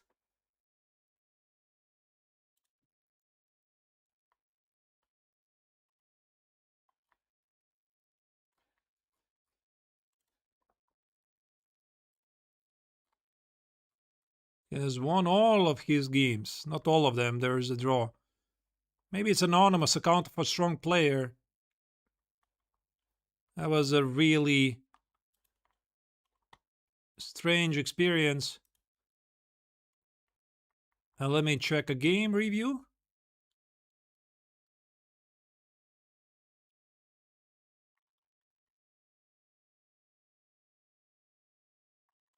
No, apparently he did made some mistakes, but I just felt like was mercilessly outplayed. Okay, anyway, let me go back to this game. I don't really want to insinuate anything, but like I felt like I was mercilessly outplayed. Also, this checkmate in the very end, spotted in seconds. About the setup, this is a very good setup for black. This is a very good setup with c5, knight c6, g6, and bishop g7. And against this, against c5, I think we play c4. C4 and d4. Right? So c4, d4. Was this what I was recommending? Now let me try to recall.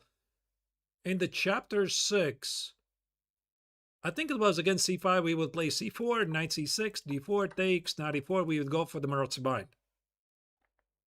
So what I did, I strictly played the Reti, and against the g6, it's really difficult for white to get any real advantage. So I think the c4, d4 kind of makes more sense. And I wanted to use this idea, this game, to illustrate this typical plan, that you can play d4, you can sacrifice a pawn, you can play knight b5, knight e4 here, but apparently, yeah, black is just fine. And I tried to replicate one plan from the Grunfeld structure with knight b3, e4, but somehow it didn't work.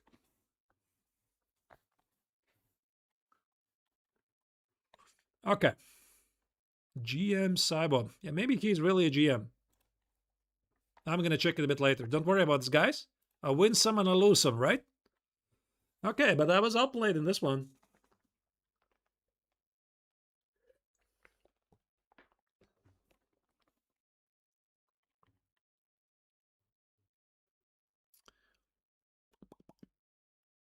Let's continue. How many points did I lose? Like 6 points, was it? Today I will try to get to 2200.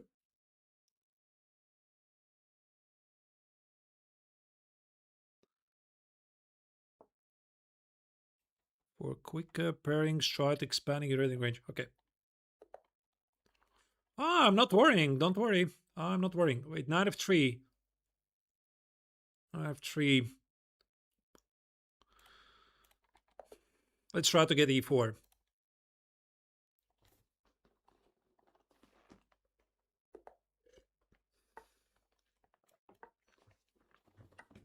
No, I was definitely outplayed in the previous game. Okay.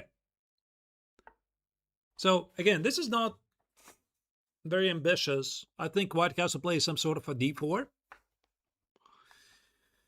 The question is, how ambitious am I in this position? I could play knight c6, bishop g4, long castle, or I could just play c6, queen c7, bishop 5 e6, and get your standard position. So what do we do? I'm going to be ambitious. I will play knight c6. I'll go here. Since my opponent is a bit shy here, and boom, comes b4. Wow. This is really weird because he played it so carefully, and suddenly this act of aggressiveness comes out of nowhere. I'll accept. Knight e4.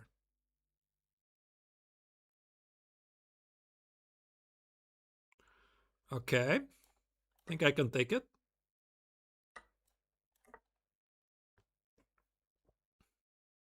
Yeah, b4 is a very common maneuver in the Scandi. It's just I didn't expect because it doesn't really add up what white was doing in the previous moves. Get the queen out of the harm's way, complete development, maybe e5, something. Maybe e6 is actually a bit more cautious move. The b pawn sacrifice is just to open up the queen side. It kind of makes sense, but I didn't expect it because it didn't really make a lot of sense considering how my opponent played before. That's a fork threat. Knight e4. Interesting. Can I play queen e5 maybe? Yeah, let's play queen e5. Checkmate threat. I just want to dislaunch this knight. Otherwise, on d4, it might go to b5 something. Knight c3, queen f3, there's going to be some attack. Okay, I'm going to take on e3 instead. And offer to trade some pieces. Oh wait, I'm blundering the pawn. But it's not a blunder, by the way. Queen f3. I actually saw a cute queen sack, but I don't think it's good because he takes on f7.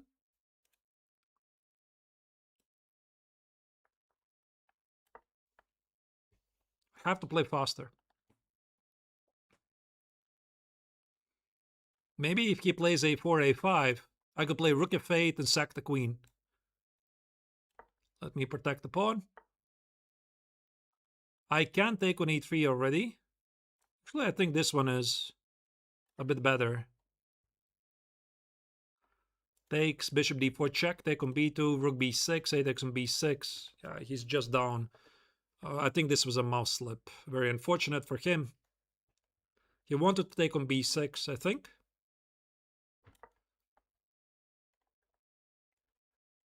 Or maybe not, actually. Maybe it was not a mouse slip, since he reacted very quickly.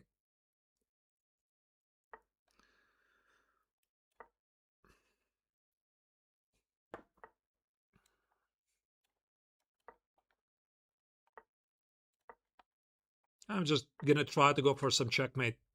Expose the king. Usually the fastest way to win the game.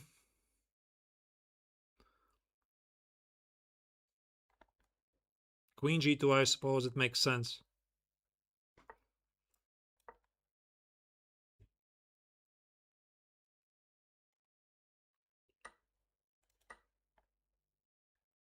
I gave up the piece, but doesn't really matter. I have a couple of extra pawns.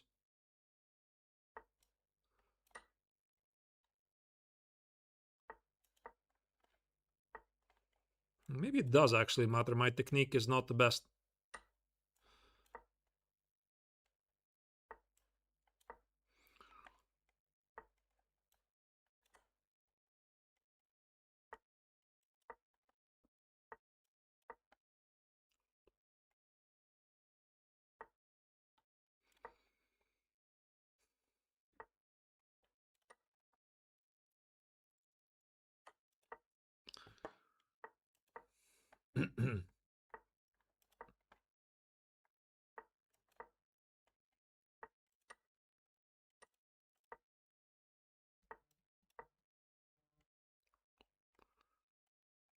That should be it.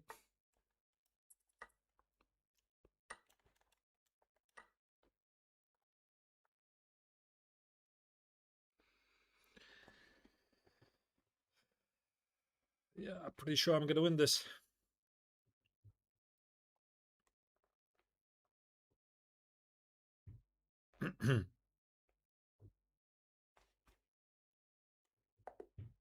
All right. Okay. Zambia and Zimbabwe. Yeah, I'm not sure which country is this. Zambia. I think I kept played a couple of times from representatives from Zambia. Oh, wait, just a second. I closed the game. Wanted to very quickly wanted to show you the game.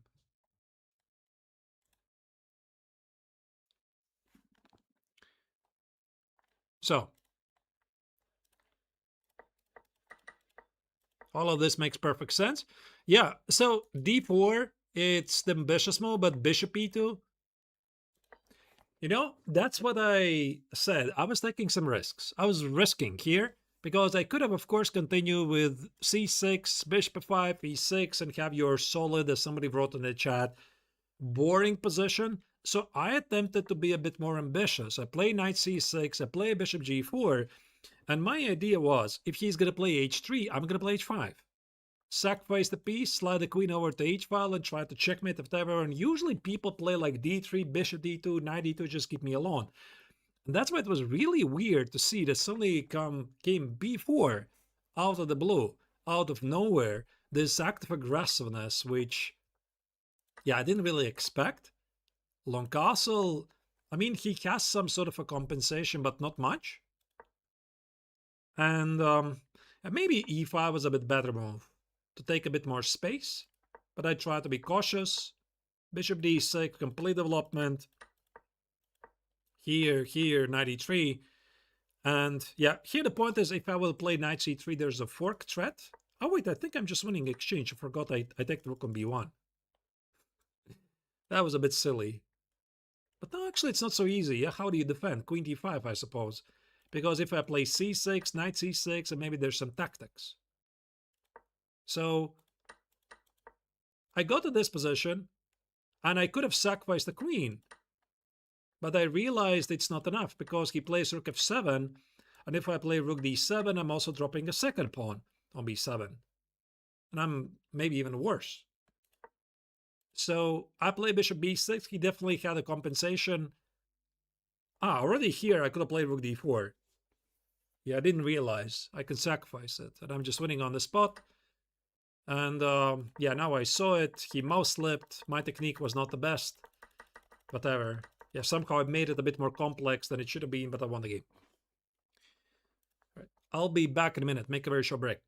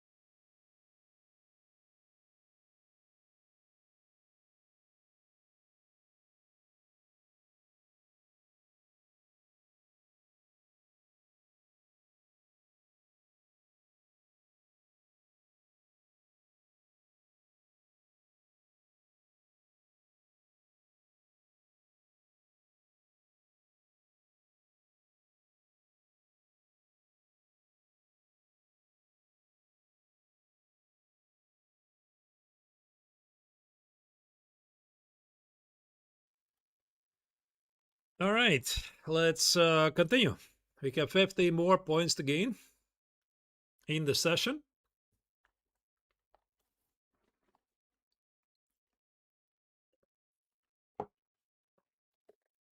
Can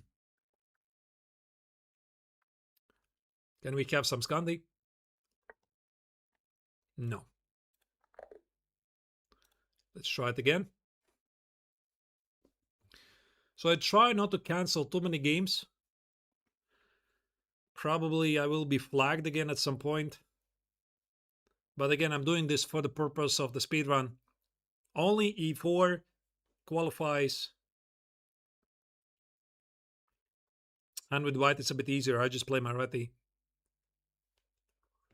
There we go.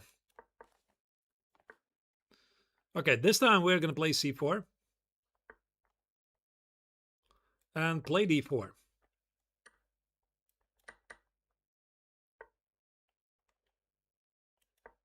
Well, I'm getting double moves. Oh, wait. Oh, no. e6, and I think it was a3. There's one more idea. So in the course it's a3, but I want to illustrate you an older idea I used many years ago, which is bishop f4. Bishop f4 and try to occupy these squares.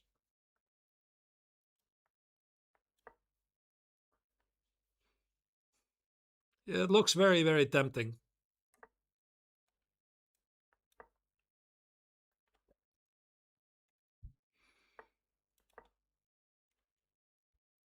So I force some pieces off the board. Queen d8. No, I think this is just slightly worse for him. Knight e4 is such a weird move. Need to watch out for knight g4. I'm not sure that's even a threat. Just going for cheap attacks, but f5. I think we can get rid of this knight. And complete development. Everything looks very logical. Maybe I could have played f3, e4 earlier. I'm not sure. Yeah, this creates even more weaknesses in his position. Knight a4 is going to be knight e4. I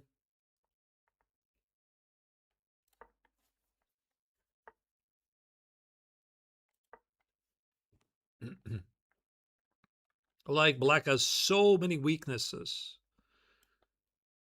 Wait, I slightly missed this move. Okay, let's play bishop b5. It's still protected. It's all good. Knight b5. I think I have to limit this knight again so that there's no knight e4 jumps. The bishop on b5 is twice protected. This bishop, it's not doing anything now, is he?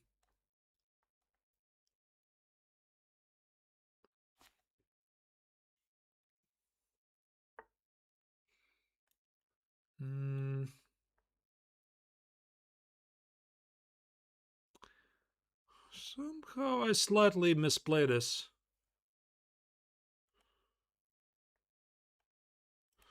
Yeah, rook b5, rook c5. My beautiful advantage is gone. Ah, that's a shame.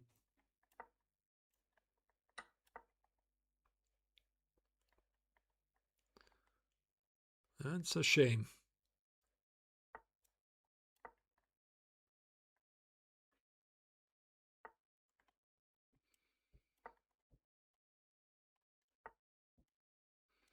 Okay, I'll just take it. Yeah, now all of my advantage is gone.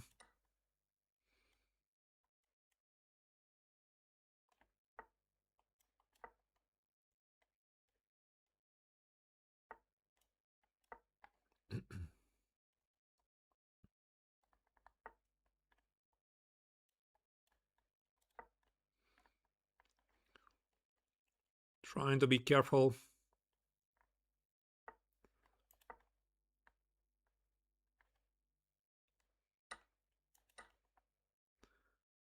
Not to blunder some bishop a4 stuff.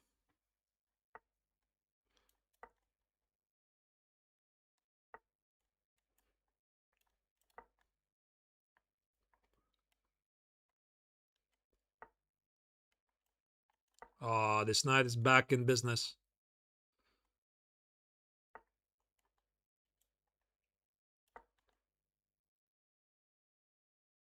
Even though there's bishop f1, I missed this move. Okay, he also missed it. Let's go back.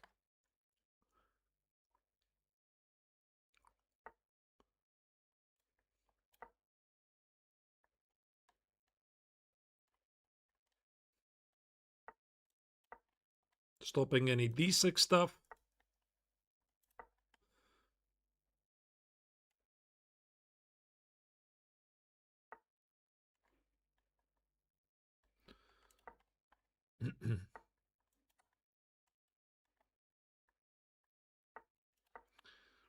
Okay, like not really the best game of the speedrun.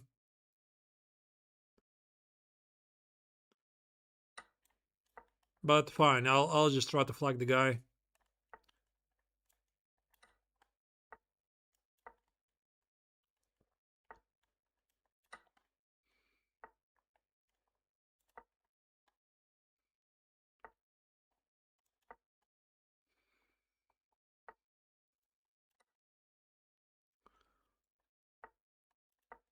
Maybe I won't even need that, yeah, so.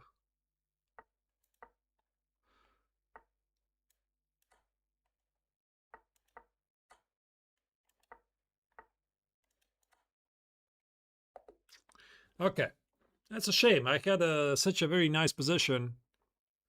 But as they say, a win is a win. There you go. So after c5, we play c4. We go for d4, takes, knight c6, e6. And in the course, I recommend a3. a3, if bishop c5, knight b3, c5, etc. And if black doesn't do that, I play e4. We go for the Marozzi bind. But like I already said, in this game, I wanted to show you something else. Like, I play this in over-the-board classical games several times. Because if black plays d5, you play e3. And it kind of gives you the feeling you're pressing a bit. And I liked it for some time. And when I was creating the course, I switched on the engine. It says it just total zeros after bishop b4. That there's nothing here. So I kind of wanted to give it a try. So he went for this line, which I think is slightly better for white. The point of bishop c7, we want to force the black queen on e7 so that we can trade the bishops. And if I play bishop d6 immediately, which is probably also good, now the queen is not under attack and black can play a6, b5 and seek some counterplay. So basically, I provoke the black queen to e7, now I play bishop d6, and the best thing he can do is to play queen d8. Queen d8, a6, b5 and seek the counterplay. What is still better? And there was some old theory that after 98 takes, I think it was long castle, a6, takes, now, what was it, like this? What is better? What is definitely better? E4 is happening. So he played, whatever, some cheapo. I played here, and probably f3, e4 was very straightforward, limit the knight, fight for space advantage. I was a bit too modest. Again, he went for the cheapo, and somewhere here, I kind of lost the interest because I felt my position is just winning, but of course I should have been a bit more precise than that. And I think something like bishop f3 makes sense. Maybe even a4, b3 to cage in the rook. And yeah, and I just completely missed that he can play knight e5. And I saw this move, but I missed that I'm dropping the pawn on c5, which was not part of the plan. I wanted to imprison the bishop on c8, but now it seems I can't stop it. So this is how he managed to equalize the game.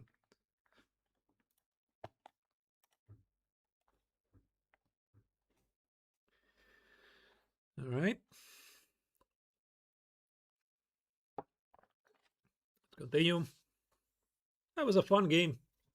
He fought well until the very end. Bullet chess player. Okay.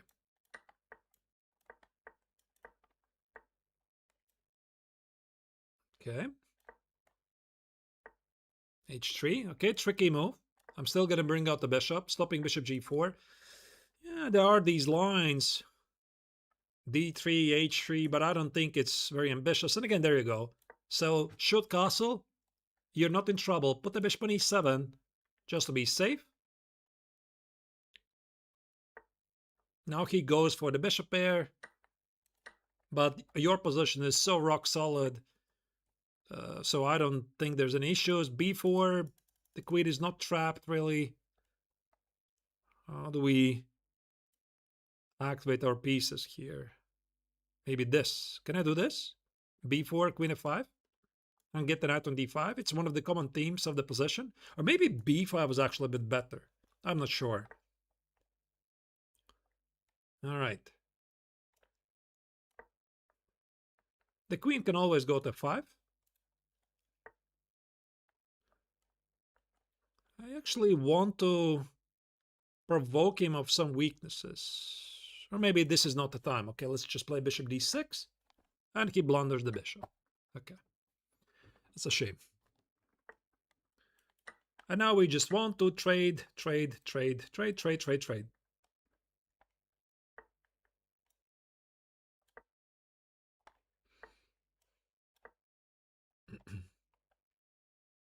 Actually, why did I play knight f4? I don't know. Let's just put it back. It very nicely limits the bishop here. Protect. Now he does it anyway.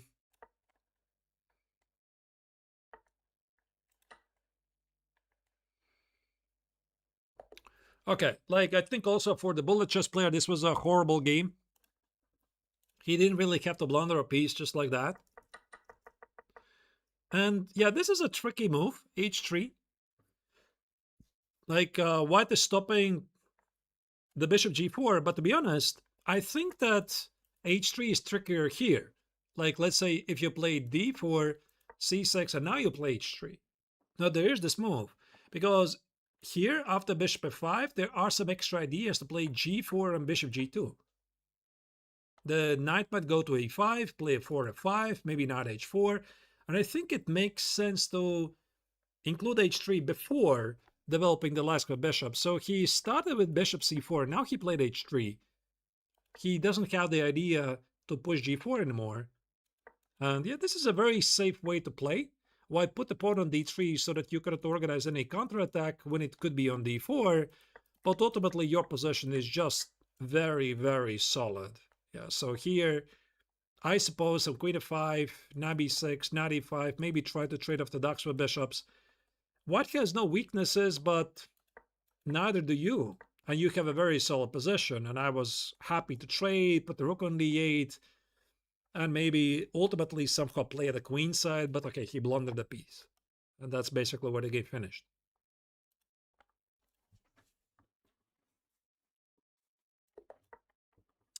Let's continue. Again, c5 we have on the board. We're going to go for the same plan. This was Kolovich's recommendation in his course, was it not? Somebody asked me how to play against this. I think that white just gets a very nice position immediately. It's some sort of a Sveshnikov, except instead of the pawn on e4, there's a pawn on c4. And yeah, maybe we can just play some simple chess. Like, let's just complete e3, bishop e2. e4 would be very ambitious, but I just want to control those dark squares. I'm not going to rush with the capture on f6. I think I can do this whenever I feel the time's right. Like maybe right now. Takes to play 95. There you go. That's a good timing.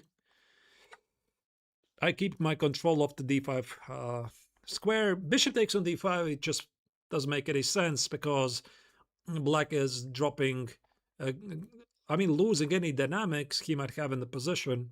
If you play such a move like e5, you're playing for dynamics. And yeah, he captured on d5, and this means suffering. So my knight is getting to d5. Take. I think I can do this, actually. Knight c4, takes, knight e5. I'm winning a piece. He can't take on c4. Really?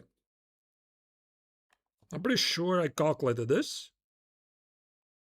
Let's first start with a queen trade, so that he doesn't change his mind. There's also a knight e4, there's knight e5, but I think this one is just cleaner. If he takes on c1, intermezzo move. Actually thought you should see that. Simplify. Now we just simplify. Okay, or not. Or also wrap up the game like this. So let's go back. This e5, it's not in the course, but I think somebody asked me a question on Chessable forums how to deal with this, and I think I said, like, you treat this position as some sort of a Sicilian Sveshnikov, except the pawn is not on e4, it's on c4, and you want to bring out your darks with bishop and play e3, bishop e2, and just be very careful. Like here, bishop g5, I think it makes perfect sense. Play e3, guys, e3, not e4, because if you play e4, you want to control this square, but the thing is, you already control it. So why would you want to weaken the d4 square? So we are going to play e3. On top of that, maybe also g3, bishop g2, giving you a bishop along the diagonal. It makes a lot of sense. So we did this, and this, and this. And yeah, knight a5, I'm not sure this is a good move. And I think he had to play bishop g5. Go for dynamics. Bishop g5, f5, bishop pair and everything. But I think I'm still better. I would have continued like queen d2, rook d1. I have a great outpost here. I see no real dynamics for him. And yeah, like I saw already here that I can play knight c3 that he could take on c4. Like I thought it's pretty standard thing. And I was really surprised that he did blunder this, because I can take on c4 right now, but maybe he would change his mind by not trading the queens. I'm still winning. That's why I took on c5, so that he doesn't change his mind. And maybe there's more moves, like knight a4, knight e5. Yeah, so I don't even have to go for this. Bishop takes on c4, but yeah, there's nothing to see here, really. And I don't know what happened here. yeah, this is game over anyway. All right, let's continue.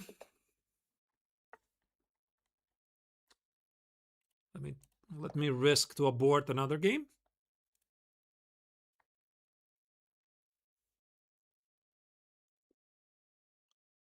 I got a notification. Please finish all the games you start. Aborting too many games can lead to some restrictions.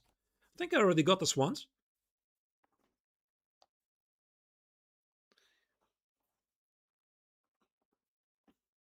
All right. 2300. Okay, we're still going to treat it as a Scandi. Even though it's not a Scandi. It's a Reti. Actually, it's Scandi versus Reti. We'll take it. He plays exactly as I'm recommending in the course. How about that? Except the bishop is on g4. Yeah, it's not so easy to play from the black's perspective because I know all the pros and cons.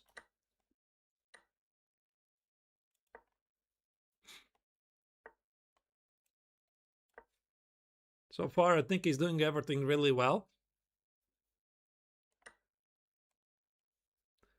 Yeah, I think I'm going to take with e-pawn.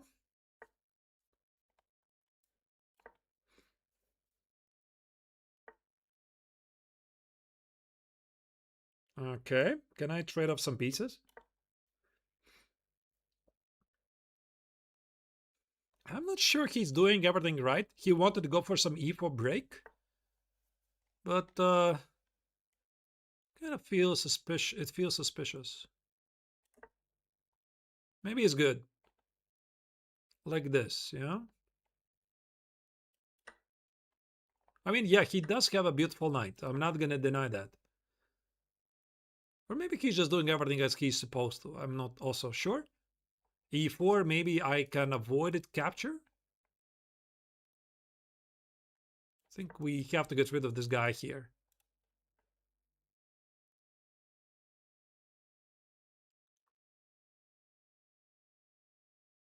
And no e4. I kind of like how he plays. He wants to maybe play e4.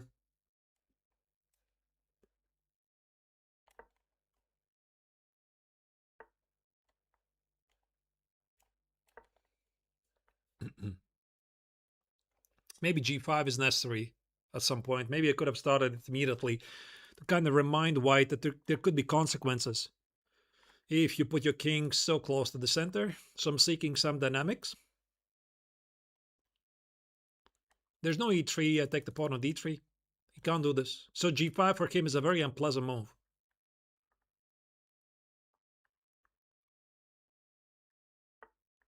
Wow, really? Okay, now he just collapses.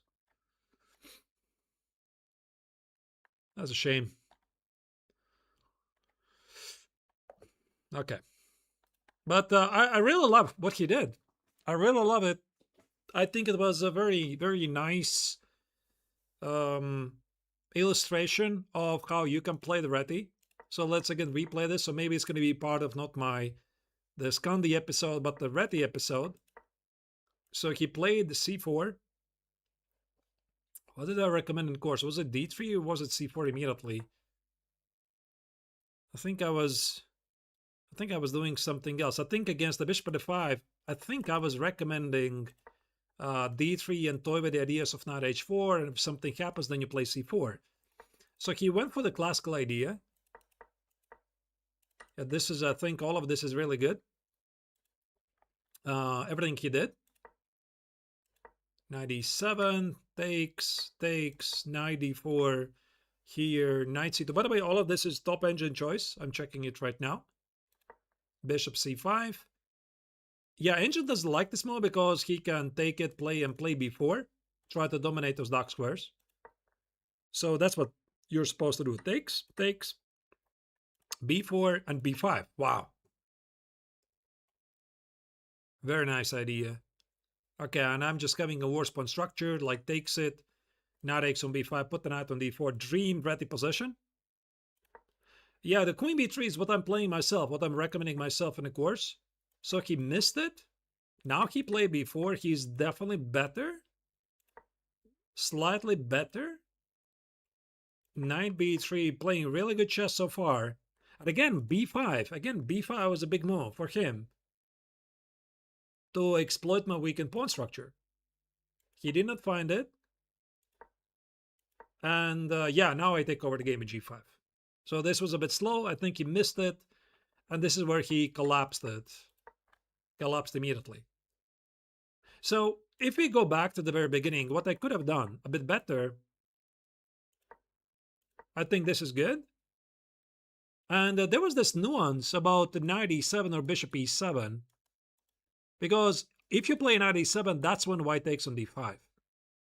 So maybe you can play a bit tricky, like maybe this, takes. But actually, I think it's quite similar. It doesn't really matter. So what did I play? I played, yeah, maybe h6 was a waste of time, actually. I should have started with knight e7. Yeah, I should have started with knight e7. Of course, knight e7 and bishop e3 to meet bishop e3 with bishop c5. I think this makes perfect sense. So h6 was a slow move, and he got the dream position. So really well played. Anyway, the bottom line is, maybe somebody's wondering, can you use the same plan against bishop f5 as well? Yes, you can. And maybe I should have also included this in the course. So you can play. In the course, I try to be trickier to toy with the ideas of d3, knight h4, and d3, c4, but you can play the same plan. c4, queen b3, d3, bishop e3, as my opponent just played. You can do that. All right, and we are approaching 2200.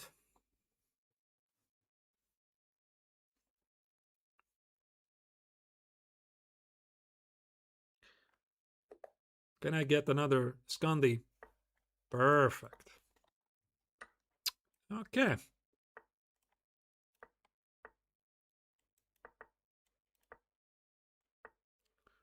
Knight e5, yes. So he wants me to play bishop f5 so that he can play g4, g5, be very aggressive. But there's this move, bishop e6, a rare move. But I kind of like it. It stops bishop c4. Yeah, knight, I think there was this move.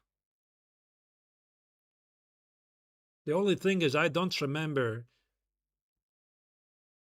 There were some computer lines with knight e3, g6, bishop g7, but I don't remember really none of this. Okay, but there, let's just play g6, see what happens.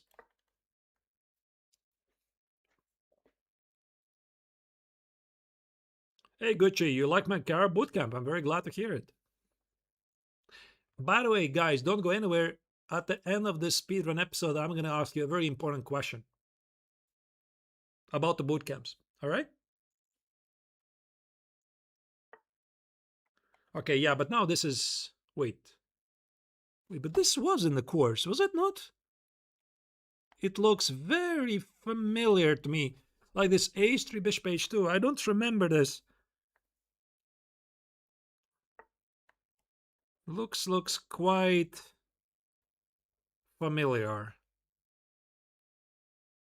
Or maybe not. Maybe I'm just mixing up things. Now, this is a threat. Take a knight b6. Win a pawn. Yeah, I think I'm just mixing up.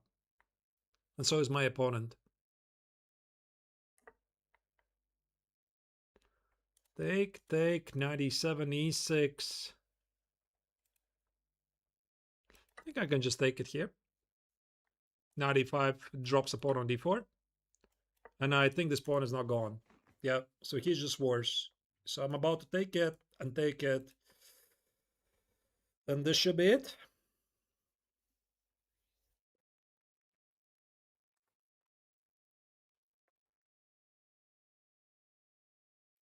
So without the pawn on e5, I don't think he can hope for anything. Let's just walk away from any pins. Increase the pressure, because why would I want to give up the bishop? I'm going to take on e5 for free. Takes. Takes. Okay, let's do this.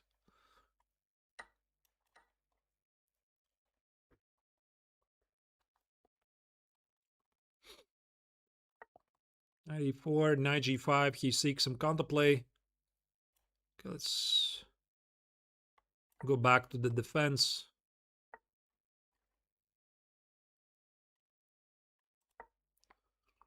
Looks good.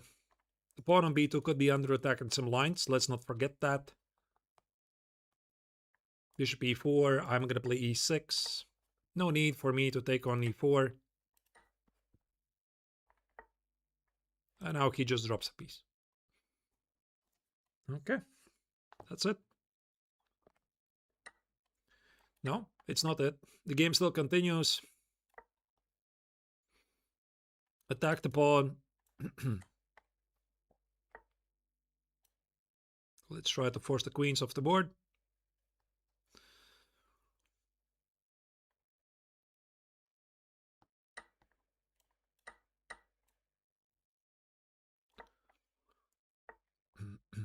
Okay.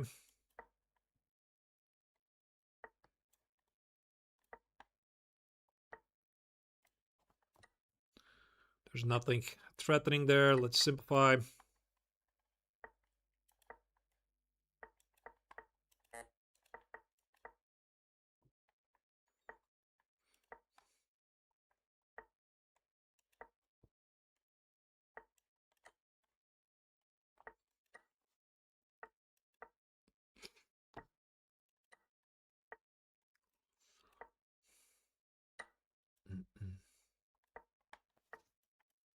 Oh, nice try.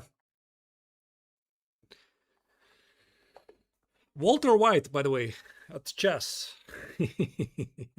Okay. Very nice username, by the way. Love it. So, let's check this game.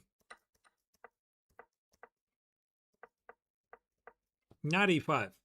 Yeah, this is a tricky move because if you don't know this, you might be in trouble. Bishop f5. The idea is, let me put it on the board, g4 here, and I think it was either h4 or f4. So that's a big threat. He's trying to save a tempo on bishop c4. It's a nice move. It's a nice move. The other threat is bishop c4. Attack it here. So that's why bishop e6 is very nice. And I don't remember what was the theory here. Was it even queen c7 or queen d8? I remember we had some discussions with Igor Kovalenko, my co-author of the course. And like very vaguely remember this line, but it was one of the sidelines. Like this. Ah, I remember. It was a4. He was supposed to play a4 at some point to take away some space. And then you could play h3 in some lines. Because I think it was like a4, bishop g7, and h3. Now it kind of rings a bell. Yeah, but he misplayed it. a4 still should be a move here. He played bishop d3, and now I'm just taking over the game. Because if he retreats, I want to take it, play knight b6, get the bishop, hit the pawn, and he's just losing a pawn for no good reason. So he went here, and now he's just dropping material. The pawn in e5 is gone, and yeah, I just wrap up the game. So there's that. Okay, let's maybe play one more.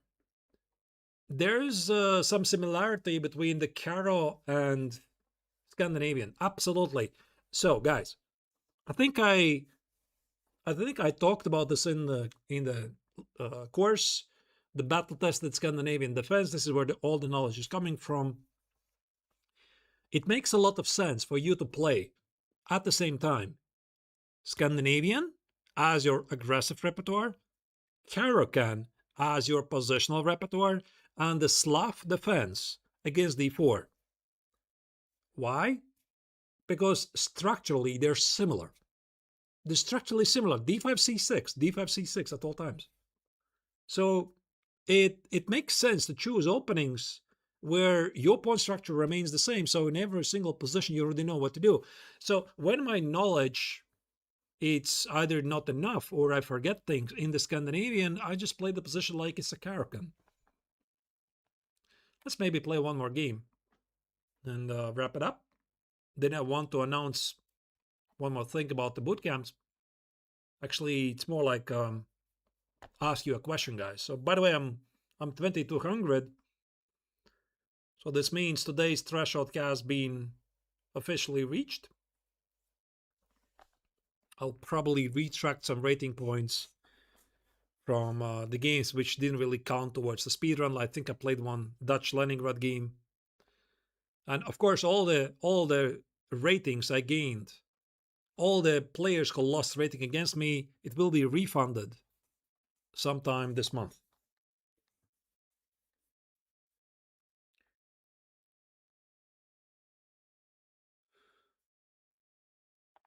All right.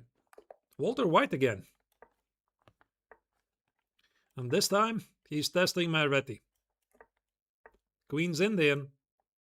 Wait, I think I was advocating actually for earlier c4. Anyway, there we go. d4, Queen's Indian, this tricky move, rook e1. d6 is not a good move, and let me show you why. We play knight c3. We play queen c2. And we play knight g5. That's why. It's in the course. That's why you study the course, ladies and gentlemen. It's a checkmate threat. The bishop is under attack, and the rook at e1 defends the pawn on e2 with rook e2. And just like that, black is busted. This is, yeah, one of the tricks why rook e1 is so effective. And if you have studied Reti Simplified, now you know. I think this was actually the best attempt for him. Was it the best attempt? I don't remember. What happens after bishop e4? There was this one move where black is sort of living, staying alive. But I don't think this was it. Ah, d5.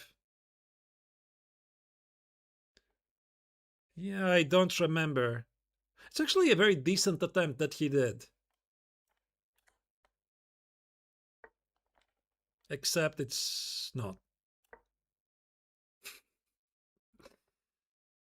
Yeah. Okay, this is a truly model game. You can't stop it. Knight f7 is incoming. No, but wait, there was this some other defense that he was supposed to find. I'm gonna check it. I'm gonna check it after this game. It's over. This game is over. Like knight f7 is incoming. This is a mate threat. I'm probably suspected of cheating right now, but yeah, because you're not supposed to play like this. Probably at this rating range. This is a speedrun, buddy. If you're watching this, okay,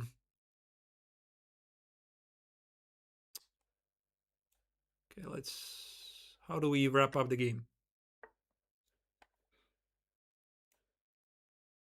Wait, I did not, by the way, win the queen, so the game still continues.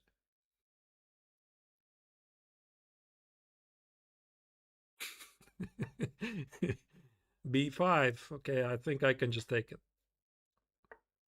Queen d6. Yeah. Okay, this is also how we wrap up the game. It's painless. That's a mate.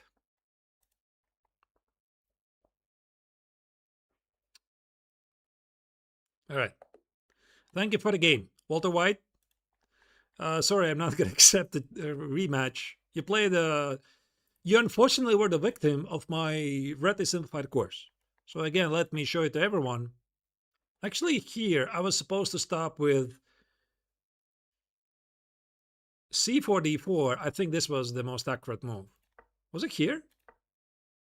c4 d4. I already forgot. Anyway, we got to this position. Rook e1. The idea is to play knight c3. Because if you play knight c3 here, knight e4, queen c2, knight c3, knight g5, it does not work.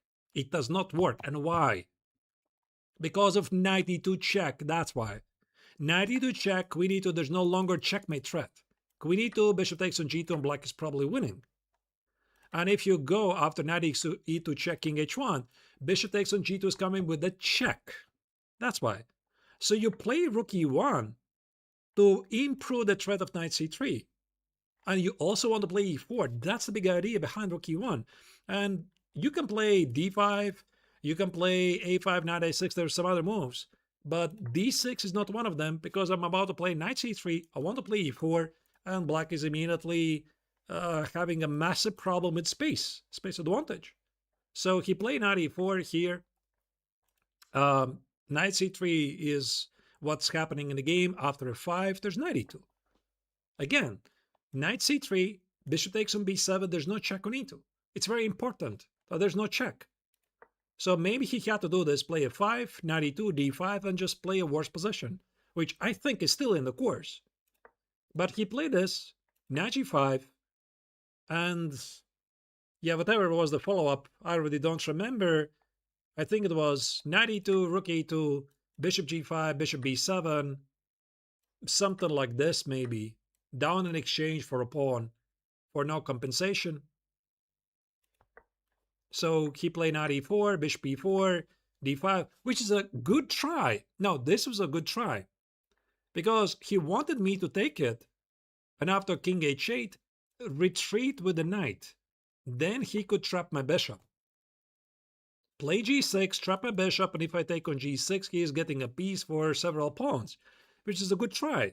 But it does not work because of bishop g8, and it's a checkmate threat. So f5, knight f7. Actually, I hallucinated. I thought I'm just winning a queen.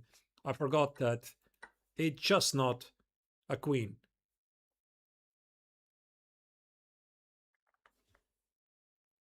One more. You want, guys, have one more game? One more game? Too short for how many hours I've been streaming? Already 3 hours, and it's not enough. Okay, one more final. You got it. One more final. If I'm gonna get one.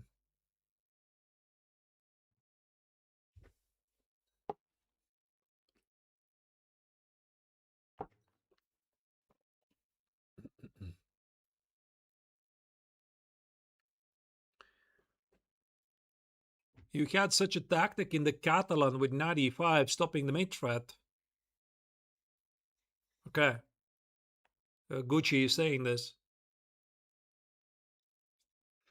You wish you could go up 200 elo in 3 hours. Yeah. I think I'm gonna go definitely to like 2600 and then see if I'm making any progress because I think I'm gonna meet a lot of resistance already at that level. I don't know username. Very interesting opponent.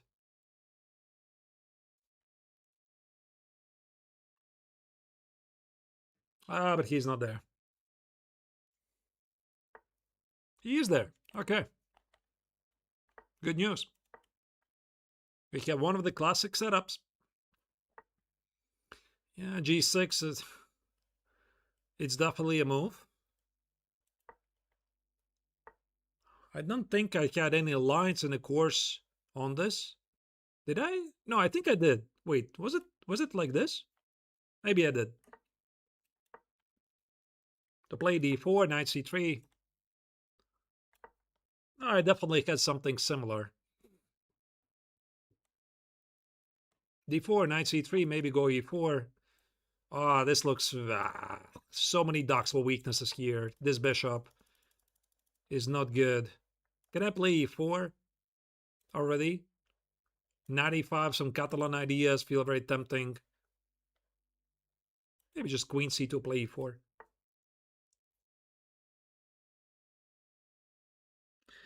I mean, after, if I do this, takes, knight f6, he wants to play c5. What I wanted to show you, there could be more ideas here. Keep the tension. We're going to keep the tension.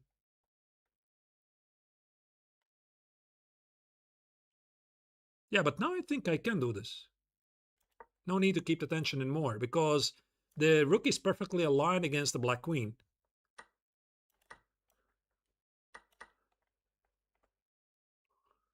There's no c5. And here, I think...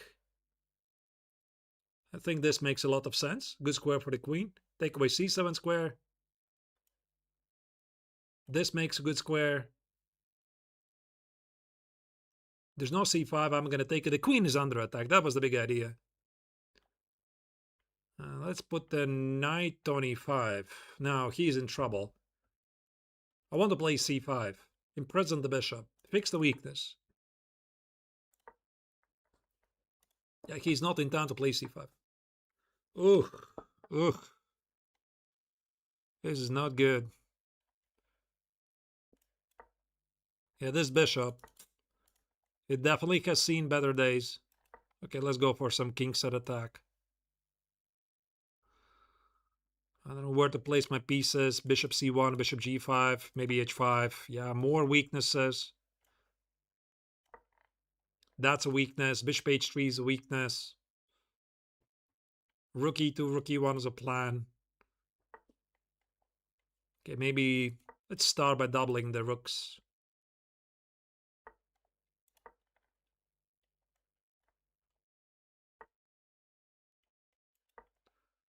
Try to apply some pressure. I mean, maybe it's not enough for anything huge. But it does feel... Maybe this was not very accurate, actually. Takes, there's e5, takes, my queen is pinned. I should have... Oh, okay, that's definitely in my favor. Attacking the pawn. Let's go back to e5.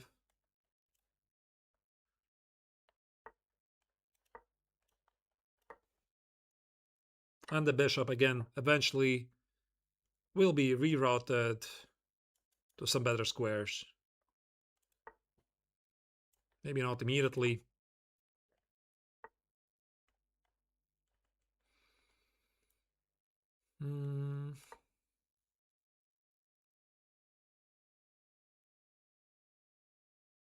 Yeah, I mean, black is sort of solid. Not so easy immediately to make a progress.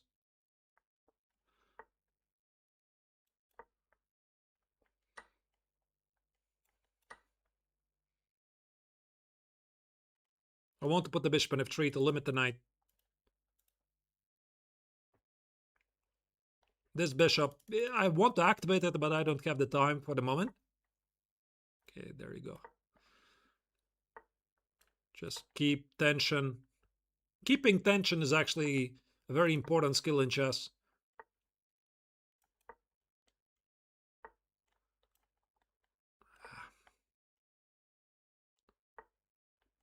Okay, this pawn is under attack. Could have done it a bit better. Oh, that is a very aggressive choice. Maybe I could have played e6. Let's keep the queens.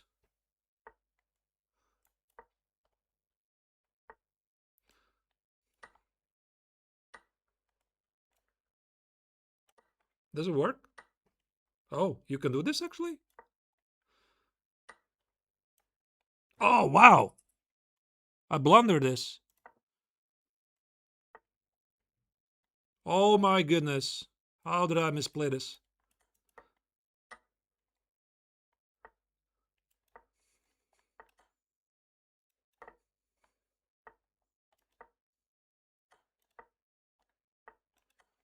Jesus Christ. Oh, that was a terrible game. Oh my goodness, I lost this. But he played pretty well in a time scramble. Yeah, it was horrible, horrible. And like I had such a nice, beautiful position. Where was this? Somewhere here. Unbelievable. I lost this. Yeah, also with more time. No, it was not more time on the clock. Like it was pure positional domination. I tried to get the bishop to g5. Somehow used those dark squares, but never really got around it. But yeah, my speed was not good. And what happened in this? Yeah, this crazy blunder I did. Yeah, this bishop c6 was such a ridiculous move for time scramble. Look at this, 27 seconds versus 15. I was just banking on the idea that rook c8 is bishop d5. Winning the rook. I was hoping he's going to fall for this. Yeah, not just blunder bishop c6. I can't take it. It's a backrank, mate. uh, okay. I mean, I win some and I lose some, right? Okay. No, but anyway, listen. I think I'm going to wrap up. This was the last game. I'm still in the 2200 threshold. So, what I wanted to ask you guys about my boot camps. I'm thinking about the next topic. It might be the Sicilian Dragon from the Black's perspective. I have not yet started to work on the topic. Like, I think I will do this sometime next week. But a question to you. If I would create commercial courses that continue, smaller courses that continue the topic from the openings phase that is discussed in the boot camps, would you be interested? This is what I'm right now discussing with a certain publisher. I actually talked about the details in the recent video log, which is available for members only, both on my YouTube and Patreon. And I talked about this. Would you be interested if I created these courses where I delve into deeper plans and structures about the middle game? For example, let's say we take the Karakan, which has very good views, as we already got some members here coming in and saying thank you for the Karakan Bootcamp. Would you be interested if I created a separate purchase-only course only for middle games? That's the question to you guys. Yeah, exactly. Like a course in the Caro, but it would not feature the opening.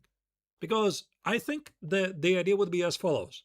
You watch the bootcamp, like you watch the bootcamp on the Karakan, you watch the bootcamp on London, on the Carlsbad structure, and you're like, okay, that is great, but I want to understand how to play the middle game. Like, how do I play it out? There's so million possibilities. And I was thinking it would make sense. It would make sense because why would I want to, like, again, change the structure of the boot camps? I promise they always will stay free, and I intend to keep it. It's free to watch for everyone. But the reason why I'm trying to find a way to monetize something is that then I can focus on doing more. That's the reason. Yeah, so I think it's actually something really worthy I have created over the years is that you watch the boot camps, you get the education for free, but there might be still a lot of things we could do, right? And I was thinking, like, if I could make these purchase only courses for the middle game, everyone who has watched the boot camps, they're thinking, oh, this is really fascinating thing, but I still don't understand what to do in the middle game. Of course, for a reasonable price, I'm thinking I could create these courses. So this is what I'm discussing right now with one publisher, and he still hasn't responded. But I think the answer is going to be positive, and I'm quite excited about this because it would not really overlap what I'm doing. And the last thing I would want to do is make free stuff like free courses, and then I'm basically selling the same for a price. Like, why would you want to buy if you can get it for free, right? So that's what I'm thinking right now. And if this works, and if there's a great reception, then there will be more bootcamps. And that's what I'm thinking about. So still the theoretical part, the videos, they're still free to watch for everyone. Again, I feel it's a very good moment to remind everyone who's watching this. If you want the PGN of the bootcamps, this is available for members only, starting with the supporter level, either on YouTube or Patreon. If you get this, one of these levels, you message me and I'm going to send you the PGN free of charge. right? That's the plan. Or it's also available on my Patreon for a separate purchase on the Patreon shop. If you're interested, it's not like a super polished course, but still the work file I use for any boot camps, it's available. And that's the kind of thing I intend to develop over the years. More exclusive stuff for the members, make it worth your while. You get some PGNs, you get some inside info, what I'm doing, and by doing this, I can focus on it full time. Yeah, that's my ambition here. Why I'm doing this, and then maybe we could get not monthly. Actually, now it's a bit longer than that. We could get not monthly boot camps. We could get more. And I also, in the recent video log, which was published on my YouTube and also available on Patreon, I talk about my other projects. Like I talk about what's coming in September, October, who is the publisher, what's the idea, and some other side projects that are happening, like some collaborations. I have some really hilarious collaborations happening. I mean, they already happened. We're waiting for the videos to be published. One of them is in the making. So there's a lot of stuff happening. So in exactly 10 minutes, guys, I think it's in 10 minutes, the next episode of my Scandinavian speedrun, the compiled episode from the previous run, will be published on my YouTube channel. You can go check it out. And these videos, I will find the best moments, repackage it, and probably post it on my YouTube channel in the respective playlists, probably in some time. I don't know yet when I'm coming back for next stream. This was like inspired, random last moment idea. So I'll try to keep you posted. You can get notifications when I'm posting new videos or I'm coming live by following my Discord channel. So there's this thing. Actually, let me see if this link works. I'm not sure. Maybe not. Discord, let me see if this is actually available here. I'm not sure if I have set it up or not. Okay, not on YouTube. It was on Twitch. So you can find the Discord link on my YouTube channel. There are these links. You find it there in the description. You click on it. You can get always updates when I'm coming live. Because the thing about YouTube, it not always pushes out the notifications for all the subscribers. I'm not sure how it goes really. Some people get notified, some people don't. So I think this is how you can always be aware that I'm live. Yeah, and as Kumar says, I'm late. Yes, you are late, my friend, because I'm already wrapping up the stream. So once again, thank you for watching. It was a pleasure. It felt good to come once again for a live stream after a while. And more content, more live streams, more speedruns. They're coming your way. Have a great day. I'm signing off.